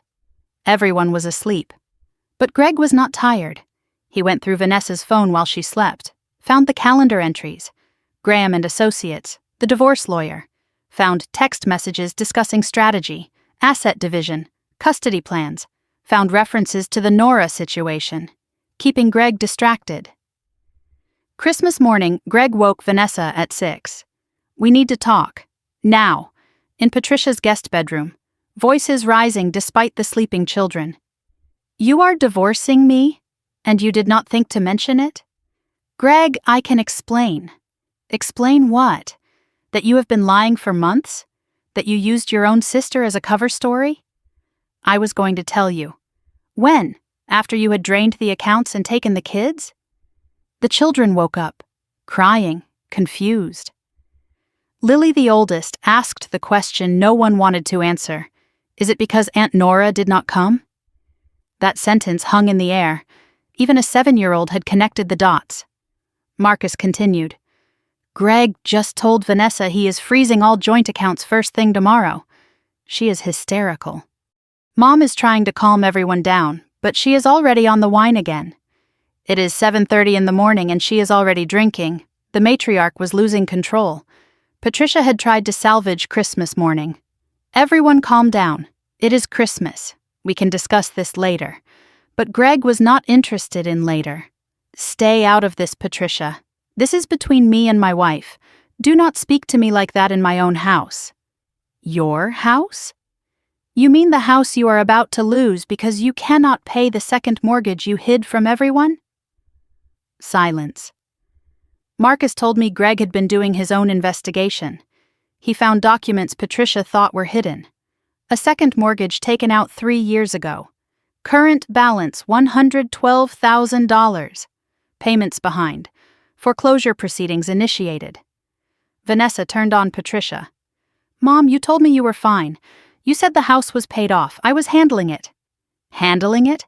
By stealing Nora's identity? By trying to sell Grandma's beach house? That beach house should have been split equally. Your grandmother had no right. She had every right. It was her house. The alliance between Patricia and Vanessa was fracturing. They had been united against me. Now they were turning on each other. Greg stood in the corner watching, taking mental notes for his own legal strategy. Marcus added one more detail. Mom just admitted she opened credit cards in my name too. Not just yours. She said it was temporary. Dad's pension is not enough. She has been drowning for years and hiding it from everyone. Meanwhile, the Facebook battle was escalating. Patricia's Christmas Eve post was still generating comments. But the tide was turning. Cousin Deborah had been posting all morning. Old family photos. Nora at every holiday helping and cooking and cleaning. Nora at Grandma Eleanor's bedside. Nora holding baby Olivia at the hospital when Vanessa was too exhausted to stay awake. Her caption was pointed. This is the woman Patricia says abandoned her family. This is the woman who gave everything and asked for nothing. Before you judge, ask yourself what made her finally walk away. Other relatives joined in. Aunt Linda commented, Patricia, we need to talk. Privately. Uncle Robert wrote, there are 2 sides to every story. A family friend added, I have known Nora since she was a child. She would not do this without reason. Patricia responded by deleting comments, blocking Deborah, posting a follow-up. It is sad when family chooses to spread lies instead of showing support. I know the truth. God knows the truth. That is all that matters. Then I received a private message from Aunt Linda. Nora, this is your Aunt Linda. We have not talked in years, but I need you to know something. I have the email your mother sent to your employer. She copied me by accident. I have kept it. If you need it, it is yours. I replied immediately. Aunt Linda, thank you for reaching out. I would appreciate seeing that email. I am compiling documentation for potential legal action. She forwarded it within minutes. There it was. From Patricia Mitchell. To the HR department at Wellington Capital. CC Linda Hargrove. Accidental copy. Subject line. Concerns about employee Nora Mitchell. The content matched what Linda from HR had described. Mental health concerns. Family conflict. Recommendation for monitoring. Timestamp, November 8th, right after I refused babysitting duty. My mother had put her sabotage in writing and sent it to her own sister by mistake. The universe has a dark sense of humor. That afternoon, Vanessa sent me a text. Long, rambling, unhinged. Are you happy now, Nora? Is this what you wanted? Greg found out everything. He is freezing the accounts. He is talking about full custody. My marriage is over. My life is over. All because you could not just watch the kids for 4 days. 4 days. That is all we asked. You ruined everything. You ruined my chance to get out. You ruined Mom's Christmas. You ruined this whole family. I hope you are enjoying your vacation. I hope the beach is beautiful, because when you come back you will have nothing, no family, no one who cares about you. You will die alone, Nora. Alone. Just like Grandma. And no one will come to your funeral either. I read it slowly. Each accusation registered, but none of them landed. Vanessa was blaming me for the consequences of her own lies. Her marriage was ending because of her deception. Not my vacation. I typed a response. Vanessa, I did not end your marriage. You did. You lied to Greg for months. You used me without asking. You stole my identity to make money. Those are your choices, not mine. I am sorry you are hurting, but I am not responsible for the fire you started. When you are ready to have an honest conversation, I will be here. Until then, please do not contact me. I blocked her number. I spent Christmas afternoon at the resort spa. The Whitfield report was now 75% complete, ahead of schedule. At sunset, I sat on the beach watching the sky turn gold. I felt no envy watching the families nearby. Only peace. That evening, an email arrived from Patricia. Subject line: I am sorry, Nora. Please read this. I opened it. My darling daughter, I do not know how things got so bad between us. I have been up all night crying. Christmas has been a disaster. Vanessa and Greg are fighting. The children are confused. Everyone is miserable. I know I pushed you too hard. I know I said things I should not have. The credit card. That was a mistake. I was desperate. Please come home. We can work this out. We can go back to how things were. You are my daughter. I love you. If you need me to apologize publicly, I will. Just please, do not abandon me completely. I am begging you, Nora. With all my love, Mom. I read it carefully. No acknowledgement of the HR sabotage, no mention of the forged signature, no real accountability. Go back to how things were. That was the most revealing line. She wanted the old Nora back. The compliant one. The silent one. This was not an apology. It was a negotiation. I did not reply to Patricia. Instead, I opened a new email. I added every relative I had an address for. 37 people. I copied Aunt Linda, Cousin Deborah, Marcus. Subject line: The truth about Christmas. From Nora Mitchell. I looked at the blinking cursor. 33 years of silence about to end. My mother wanted to go back to how things were, but I had already burned that bridge. There was no going back. There was only forward. I took a breath and started writing the truth. All of it. December 26th. 5:17 in the morning, Maldives time. I had been awake for hours, not from anxiety, from purpose. My laptop glowed in the darkness. The family email draft sat open on the screen. I had rewritten it 4 times. The first draft was angry, accusatory, too emotional. The second was defensive, explaining myself, too weak. The third was clinical, just facts, too cold. The fourth was balanced, factual but human, documented but personal. This was the one. I read it one final time, checked every attachment, screenshots, forwarded emails. The video Marcus recorded, verified every recipient, aunts, uncles, cousins, 37 email addresses. My finger hovered over the send button. Then a new email arrived, from Greg. Subject line: Nora, we need to talk. I am not your enemy. I opened it. Nora, I know we have never been close. I have been part of the family machinery that used you, even if I did not see it that way at the time. But things have changed. I have discovered what Vanessa and your mother have been doing, not just to me, but to you. The divorce lawyers, the financial schemes, the identity theft, the forged documents. I am filing for divorce. I am also filing for full custody of my children. I am writing because I may need your testimony, and because I think we are on the same side now. I was at your apartment Christmas Eve looking for evidence of the Airbnb fraud. Vanessa used your address, your identity. I found the listing. I have screenshots. If you are willing to talk, I would like to compare notes. We may be able to help each other. Greg.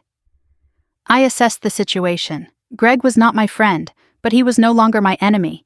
He had his own motivations: custody, protecting his assets, revenge on Vanessa. Our interests aligned, temporarily. I could use this, I replied. Greg, I received your email. I am willing to exchange information. I have documentation of the credit card fraud, the forged property documents, and the HR sabotage. I will share what is relevant to your case if you share what is relevant to mine. Let us schedule a call when I return to Boston. Nora. His response came within minutes. Thank you. One more thing. Vanessa kept a journal. I found it hidden in the garage. There are entries about the Nora plan dating back 2 years. She and your mother have been planning this for longer than you know. 2 years. They had been scheming for 2 years. While I was driving to Cape Cod every weekend, while I was caring for Eleanor, while I was believing we were family. 8 o'clock in the morning, Maldives time. I took a breath. Clicked send. The email flew to 37 inboxes across the country. No taking it back now. The subject line was simple. The truth about Christmas. From Nora Mitchell. I opened with context. Dear family, I have been silent for a long time. Too long. Many of you have seen my mother's posts about how I abandoned the family this Christmas. I think it is time you heard my side of the story. With documentation. I laid out everything, section by section, the babysitting demand, the refusal to accept no. Patricia's words, you are single. You have no excuse. The credit card fraud, screenshots of the Bank of America account, $43,722, billed to Patricia's address. I did not open this card. I never signed anything. My mother used my social security number without my knowledge or consent. The HR sabotage. The email Patricia sent to Wellington Capital, thanks to Aunt Linda for providing it. I suggest the company monitor her closely during this difficult time. My mother tried to destroy my career because I would not babysit. The beach house fraud. The letter from Attorney Sullivan. The forged signature Patricia submitted to transfer property she does not own. The Airbnb fraud. Screenshots of the listing. Vanessa renting out my apartment without my knowledge. Collecting income I never saw. I closed with clarity. I did not abandon my family. I removed myself from a situation where I was being exploited, defrauded, and slandered. I chose to spend Christmas in peace rather than in servitude. That is not abandonment. That is self-preservation. I share this not for sympathy, but for truth. You can draw your own conclusions. With respect. Nora. The responses came quickly. Within 2 hours, the first wave arrived. Cousin Deborah was immediate. Nora. I knew there was more to this story. I am so sorry you have been carrying this alone. You have my full support. Let me know if you need anything. Aunt Linda replied next. I forwarded that email because I knew Patricia was lying. I have watched her manipulate people for 40 years. It was time someone stood up. I am proud of you, sweetheart. Uncle Robert was more measured. This is a lot to process. I always knew Patricia was difficult, but this is criminal behavior. I need to think about this. Aunt Margaret was direct. I am shocked but not surprised. Patricia has always believed the rules do not apply to her. Nora, you did the right thing by documenting everything. Protect yourself. Cousin James was blunt. Holy shit, Nora. I am sorry we all missed this. We should have paid more attention. One response stood out from the others. A cousin I barely knew. Nora, this is David. I work in financial crimes for the FBI. I am not suggesting federal charges at this point, but if you want to discuss your options, call me. This is serious. Then Patricia saw the email chain. She fired back with a reply all. Against all advice, she responded publicly. I am appalled at these lies being spread about me by my own daughter. Yes, I borrowed some money. Families do that. It was going to be paid back. Yes, I called her employer because I was worried about her mental health. Any mother would do the same. The beach house situation is a misunderstanding. I was trying to help. Nora has been manipulated by outside influences, probably that lawyer of hers, and is trying to destroy her own family. I am the victim here. I gave everything to my children, and this is how I am repaid. I will be consulting my attorney about these slanderous accusations. Do not contact me unless you are ready to apologize for believing these lies. Her email only confirmed what I had documented. She admitted to borrowing money. She admitted to calling my employer. She claimed misunderstanding about the forgery but offered no explanation. Every sentence dug her hole deeper. Cousin Deborah responded immediately. Reply all, Patricia. You just admitted to everything Nora accused you of. Borrowing money without consent is theft. Calling someone's employer with false claims is defamation. Misunderstanding about forged signatures is fraud. Please stop emailing. Aunt Margaret sent me a private message. Your mother just called me screaming. She says you have turned the whole family against her. I told her she turned herself against the family. She hung up on me. First time in 60 years. That afternoon, the legal notifications arrived from attorney Caroline Park. The cease and desist letter had been served to Patricia regarding unauthorized attempts to sell or transfer the Cape Cod property, warning that any further attempts would result in immediate civil action and criminal referral. Patricia had been formally notified she had no legal claim to the beach house. From Bank of America Fraud Department. Investigation complete. Finding confirmed identity theft. Responsible party, Patricia A. Mitchell. Account closed. Balance forgiven for Nora. Patricia would be billed for the $43,722 plus penalties and interest. Recommendation to pursue criminal charges at victim's discretion. Credit bureaus notified. Credit score restoration in progress. 2 major victories in one afternoon. The beach house was legally protected. The credit card debt was erased from my record. Patricia now owed the bank, not me. I texted Marcus. Bank confirmed fraud. Mom owes $43,000 plus interest. Cease and desist served on the beach house. It is over. His reply was immediate. She just got the letter. She threw a vase at the wall. Dad is hiding in the garage. How do you feel? Like I should have stood up years ago. But I am standing now. That evening, I finished the Whitfield Foundation report, 93 pages of comprehensive financial analysis, completed 2 days ahead of deadline. I sent it to Daniel Chen with a simple message. Please find attached the completed report. I believe you will find it thorough and actionable. I look forward to discussing next steps upon my return. Thank you for trusting me with this project. Nora. They told me I did not have a real job, that I just clicked a mouse all day. But while my family was imploding in chaos of their own making, I finished a report that would influence millions of dollars in investment decisions. While they screamed at each other over Christmas dinner, I secured my future. Daniel replied within an hour. Nora, just opened the report. Preliminary scan looks exceptional. We will review in detail when you return, but I wanted you to know. The committee has already been discussing your promotion. This will only help. Well done. Late that evening, one more email arrived, from an address I did not recognize. Subject line. About the other account. Ms. Mitchell, my name is Harold Pemberton. I was your grandmother Eleanor's financial advisor for 23 years. I am reaching out because I believe you should know about an account your grandmother maintained.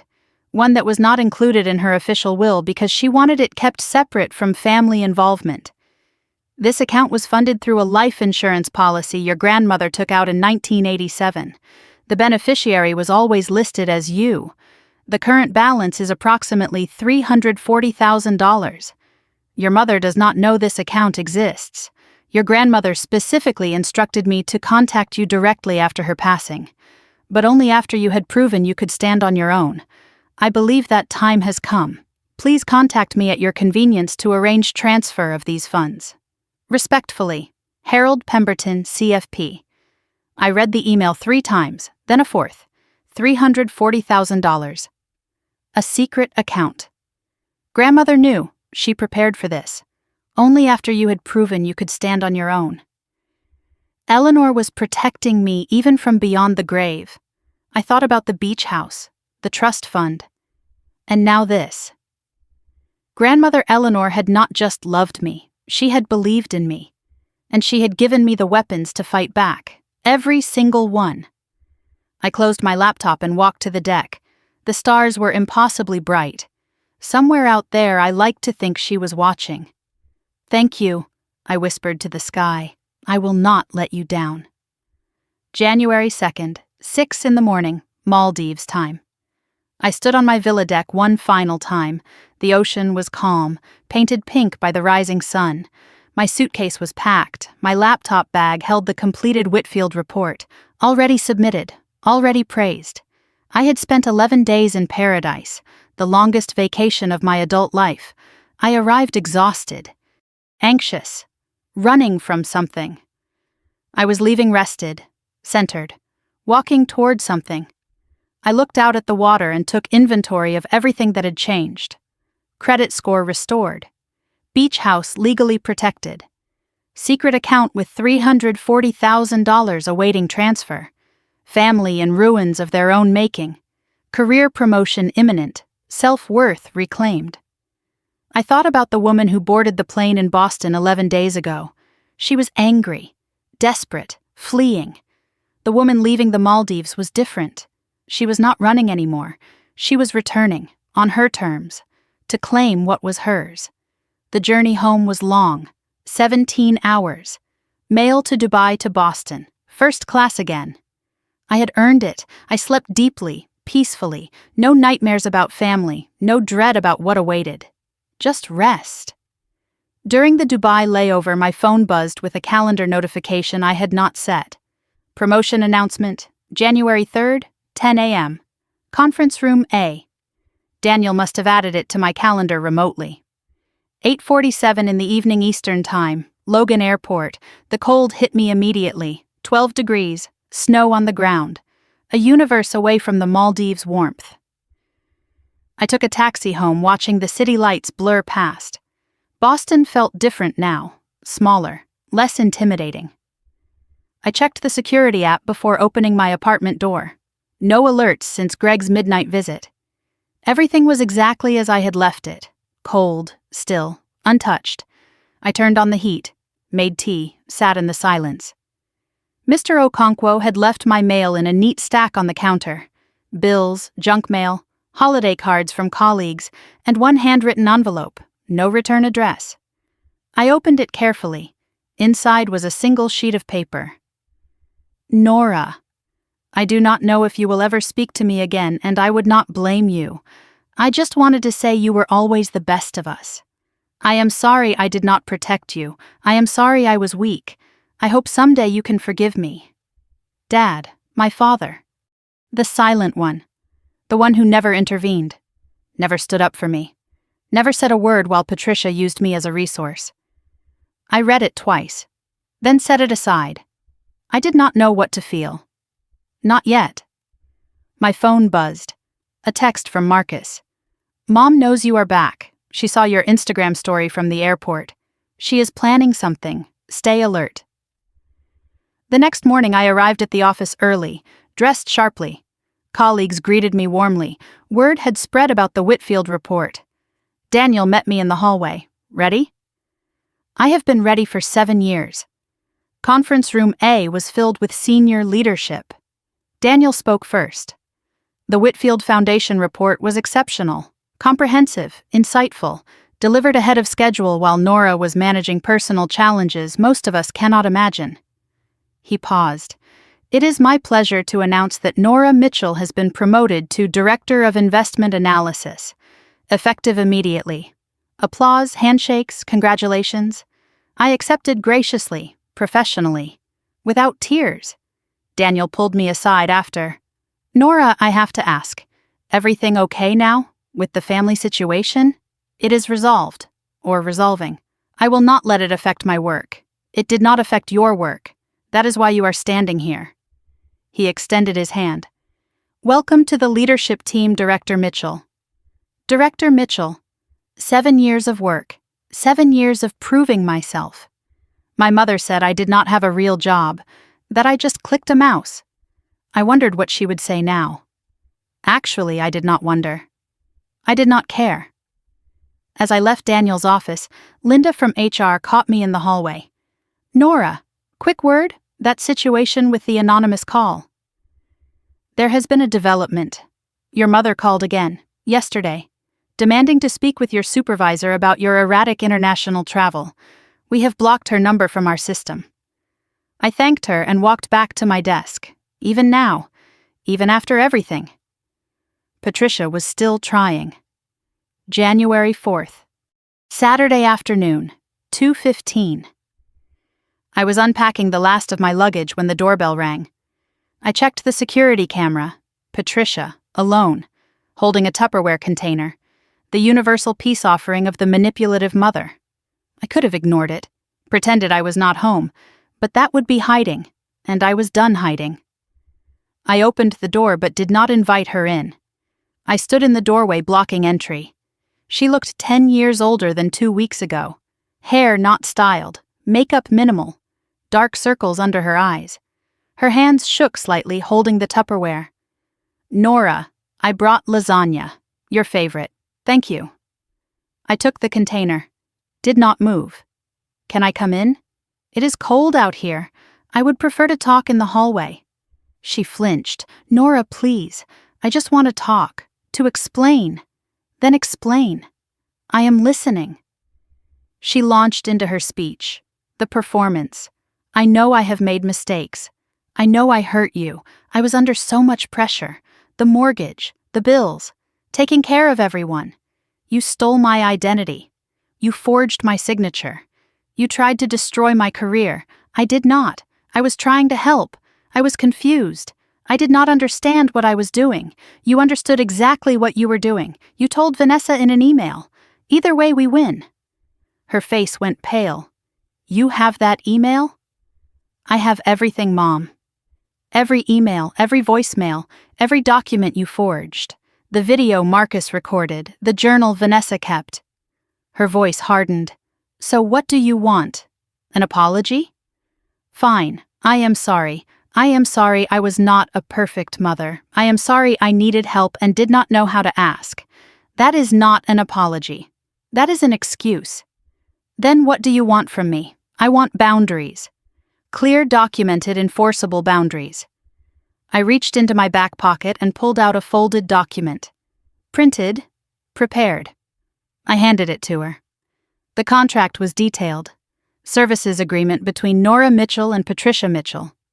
Child care rate $75 per hour per child. Holiday rate $150 per hour per child. Minimum notice 30 days for all requests. Payment 100% upfront. Non-refundable. Verbal abuse clause. Any disparaging comments result in immediate termination of interaction. Property clause. Patricia acknowledges no legal claim to Cape Cod property. Credit clause. Patricia acknowledges responsibility for all fraudulent credit accounts. Failure to comply with any term constitutes consent to full legal prosecution of documented crimes. She stared at it. "You want me to sign a contract? To see my own grandchildren? I want you to understand that access to my time, my home, and my life is not automatic. It is earned. This is ridiculous. Family does not pay family, then family does not exploit family. Those are the terms, Mom. Take it or leave it. If you ever try to dump the kids on me again without asking, I will call Child Protective Services for abandonment. I am not joking." She tried one more angle. Her voice softened to a whisper. "I could go to prison, Nora. The bank, the credit cards. If you press charges." "I know, please. I am your mother. Do not destroy me. I am not destroying you. I am protecting myself. Something I should have done years ago. Your grandmother would be ashamed of you." The blade slid in, but it did not cut like it used to. "Actually, grandmother left me everything specifically because she knew what you were capable of. She even left me a secret account you did not know about. She protected me from you." Shock crossed her face. Then rage. Then something like fear. "What secret account? That is not your concern. What is your concern is that contract in your hand." She looked at the document. Looked at me. Looked at the camera still recording above my door. "Fine." Her voice was ice. "I will sign your precious contract." She produced a pen, signed at the bottom, handed it back. "Happy now?" "I am not happy, Mom. I am protected. There is a difference." She turned to leave, then paused. "Vanessa is coming to see you. Tonight. She thinks she can fix this. She thinks you will listen to her." She laughed bitterly. "Good luck with that." She walked away without looking back. That evening at 7:30 the doorbell rang again. Vanessa, alone.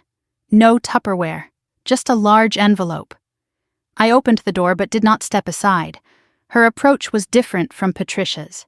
She did not try to enter, did not cry, did not beg. She looked exhausted, defeated, honest for the first time. I am not here to apologize. We both know I cannot undo what I did. Then why are you here? To give you this. She held out the envelope. Inside was full documentation of the Airbnb fraud, account details, income records, a signed confession acknowledging the scheme, transfer documents returning all earnings, $4,847. Greg's lawyer said I need to make amends where I can. This is what I can do. We talked, briefly. She admitted she had been desperate. Greg controlled everything. She thought if she could get enough money she could escape. She was ashamed to ask me for help. Patricia convinced her I would say no. So instead she committed fraud and destroyed her marriage anyway. Maybe someday, she said quietly. Coffee? When I have done the work? Maybe. Someday. But not yet. She nodded. That is fair. She turned to leave. Marcus is moving to Seattle next month. Did he tell you? He mentioned it. He is the smart one, getting away from all of us. A sad smile. Take care, Nora. Later that night, Marcus texted me. How did it go? Mom signed the contract. Vanessa gave me Airbnb documentation. It is over. Not quite over. I found something in Mom's house while I was packing my stuff. He sent a photo, a ledger, handwritten, hidden in Patricia's closet, columns of numbers, dates, names labeled at the top, family contributions. She has been keeping track of everything she has ever spent on each of us. Every gift, every meal, every favor. For decades. She has been calculating what we owe her, our whole lives. The total next to your name is circled in red. She thinks you owe her $127,000. She has been planning this, the beach house, the credit cards, everything, as repayment. I stared at the photo, the ledger, the decades of calculations. My mother had not been desperate. She had been strategic. Every birthday gift was an investment. Every holiday dinner was a transaction. She did not love her children. She maintained accounts. And when I refused to pay, she tried to collect by force. I saved the photo, added it to the evidence folder. Then I texted Marcus. Thank you, for everything. Go to Seattle, start over, you have earned it. He replied. You too, sis. You too. I turned off my phone and looked around my apartment. My apartment, my life, my rules.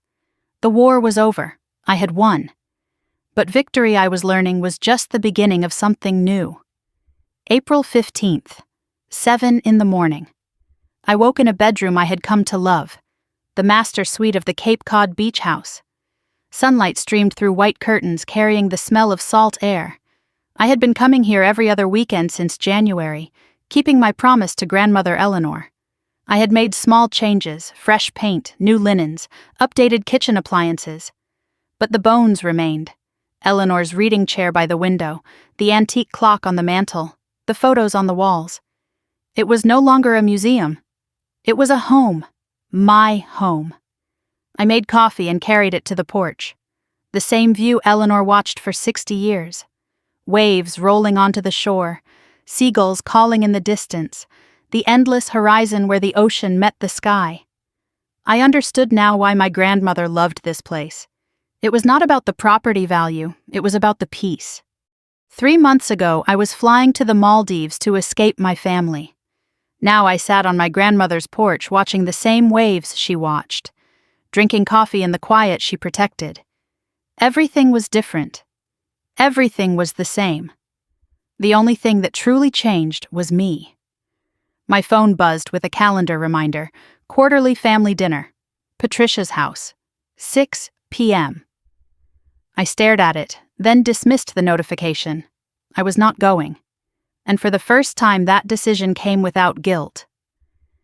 The director role had settled into my bones over the past 3 months. Corner office now. Team of 6 analysts reporting to me. The Whitfield Foundation became a flagship case study. My analysis saved them $12 million in potential losses. Other clients requested me specifically. Colleagues treated me differently. Not as the reliable workhorse. As a leader. Daniel mentioned my name in board meetings. I had been invited to speak at an industry conference in September. The career my mother dismissed as clicking a mouse had become something undeniable. I used to measure my worth by how useful I was to others, how much I sacrificed, how little I asked for. Now I measured it by the impact of my work, the respect of my peers, the life I had built with my own hands. My mother said I did not have a real life because I was single. But sitting in my corner office, leading my team, owning my home, I had never felt more real. Harold Pemberton transferred the $340,000 as promised. I invested most of it. Long-term growth portfolio. I donated $40,000 to the Alzheimer's Association in Eleanor's name. A plaque at the Cape Cod Community Center now reads, Eleanor Rose Mitchell Memorial Garden. She would have liked that. Patricia was contained but not changed. The contract held. She had not called my office again, had not attempted to visit unannounced. The $43,722 credit card debt was being repaid in monthly installments. Court ordered after my attorney filed a civil claim. The beach house had not been mentioned, but Patricia was still Patricia. She told relatives I was troubled, under the influence of lawyers. She hosted family dinners I no longer attended, posted on Facebook about when families fall apart with sad emojis. She played the martyr, but to a smaller and smaller audience. The extended family had shifted. Aunt Linda called me monthly. Genuine conversations. Cousin Deborah had become a friend. We had lunch twice. Uncle Robert sent birthday cards now. The family that once accepted Patricia's narrative had fragmented. Some still believed her. Many did not. Aunt Linda mentioned something in our last call. Your father asked about you. He wants to reach out again but does not know how. I told him to give you space. Was that right? I said yes.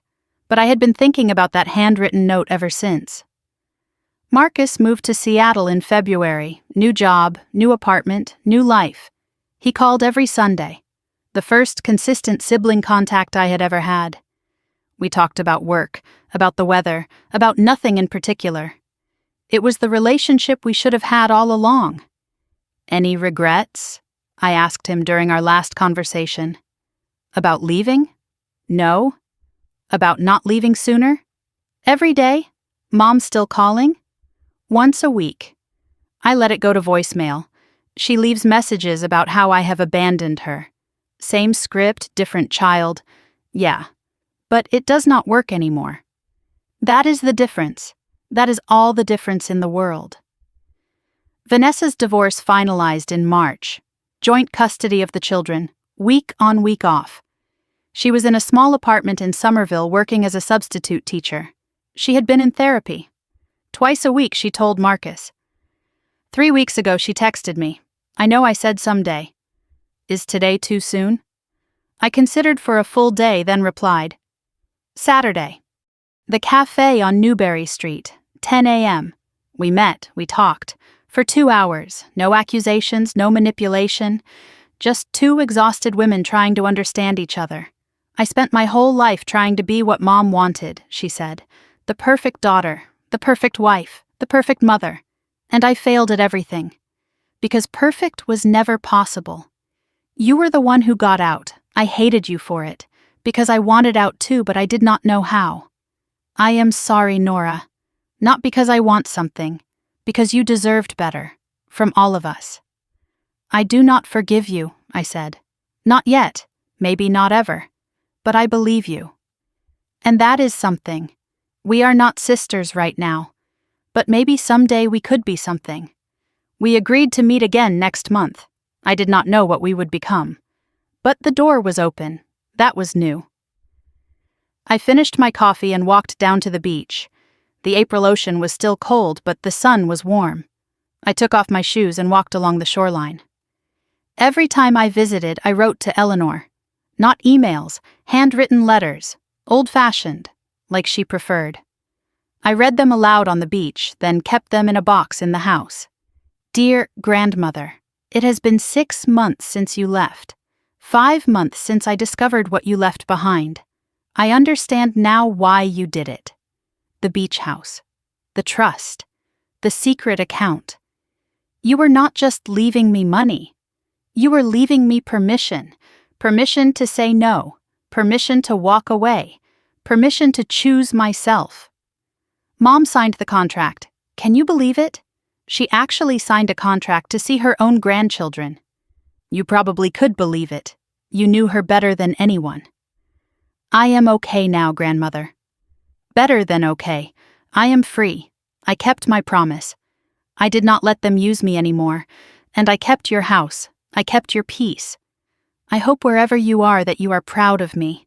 I love you. I always will. Your granddaughter, Nora. I folded the letter and held it to my chest. The waves rolled in. The seagulls called. I was not crying. I was smiling. For the first time in my adult life, I felt whole. I walked back to the house and sat in Eleanor's chair. My chair now.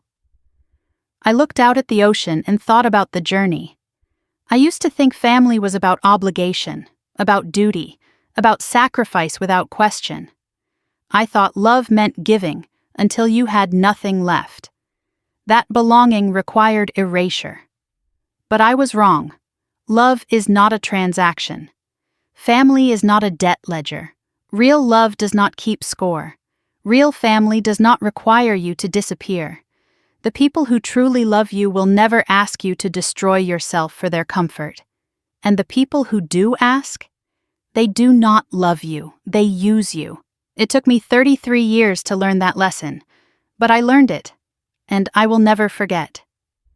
My phone buzzed, a text from an unknown number.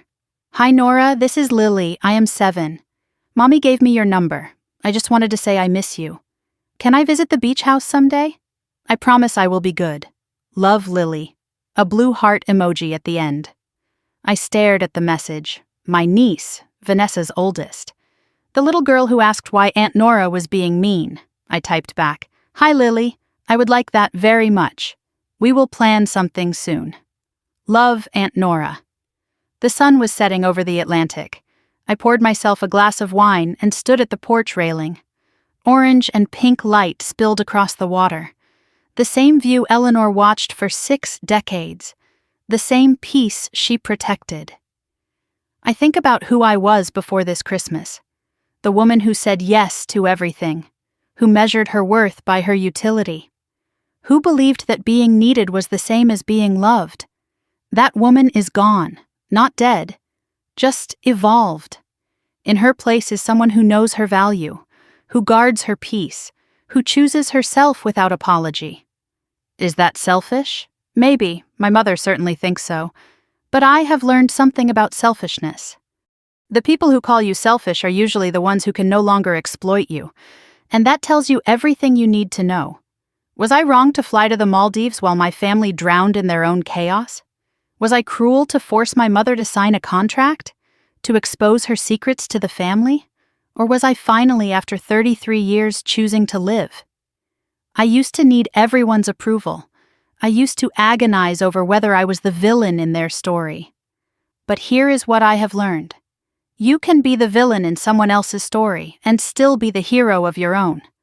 My mother will never forgive me. My sister might someday. My brother already has. And me? I have forgiven myself. That is the only forgiveness that truly matters. So that is my story.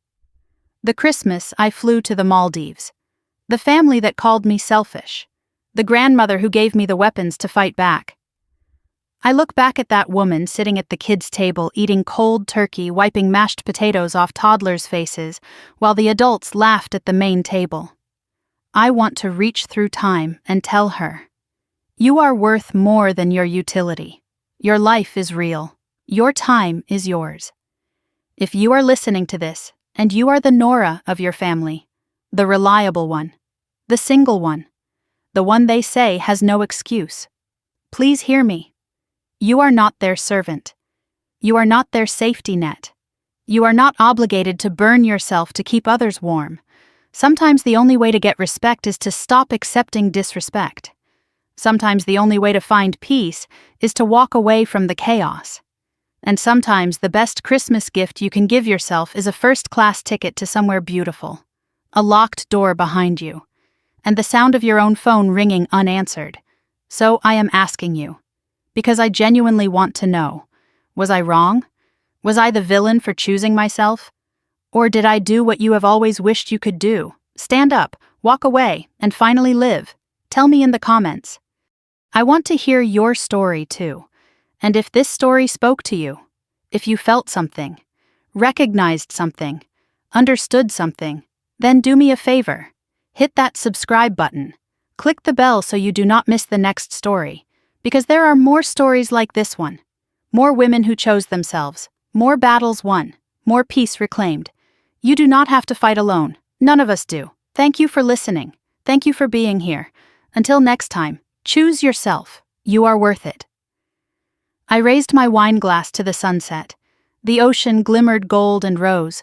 Somewhere behind me in the house, Eleanor's clock chimed the hour. And in the silence that followed, there was only peace. Merry Christmas to me. And to all of you. Merry everything. This story is fictionalized for dramatic effect,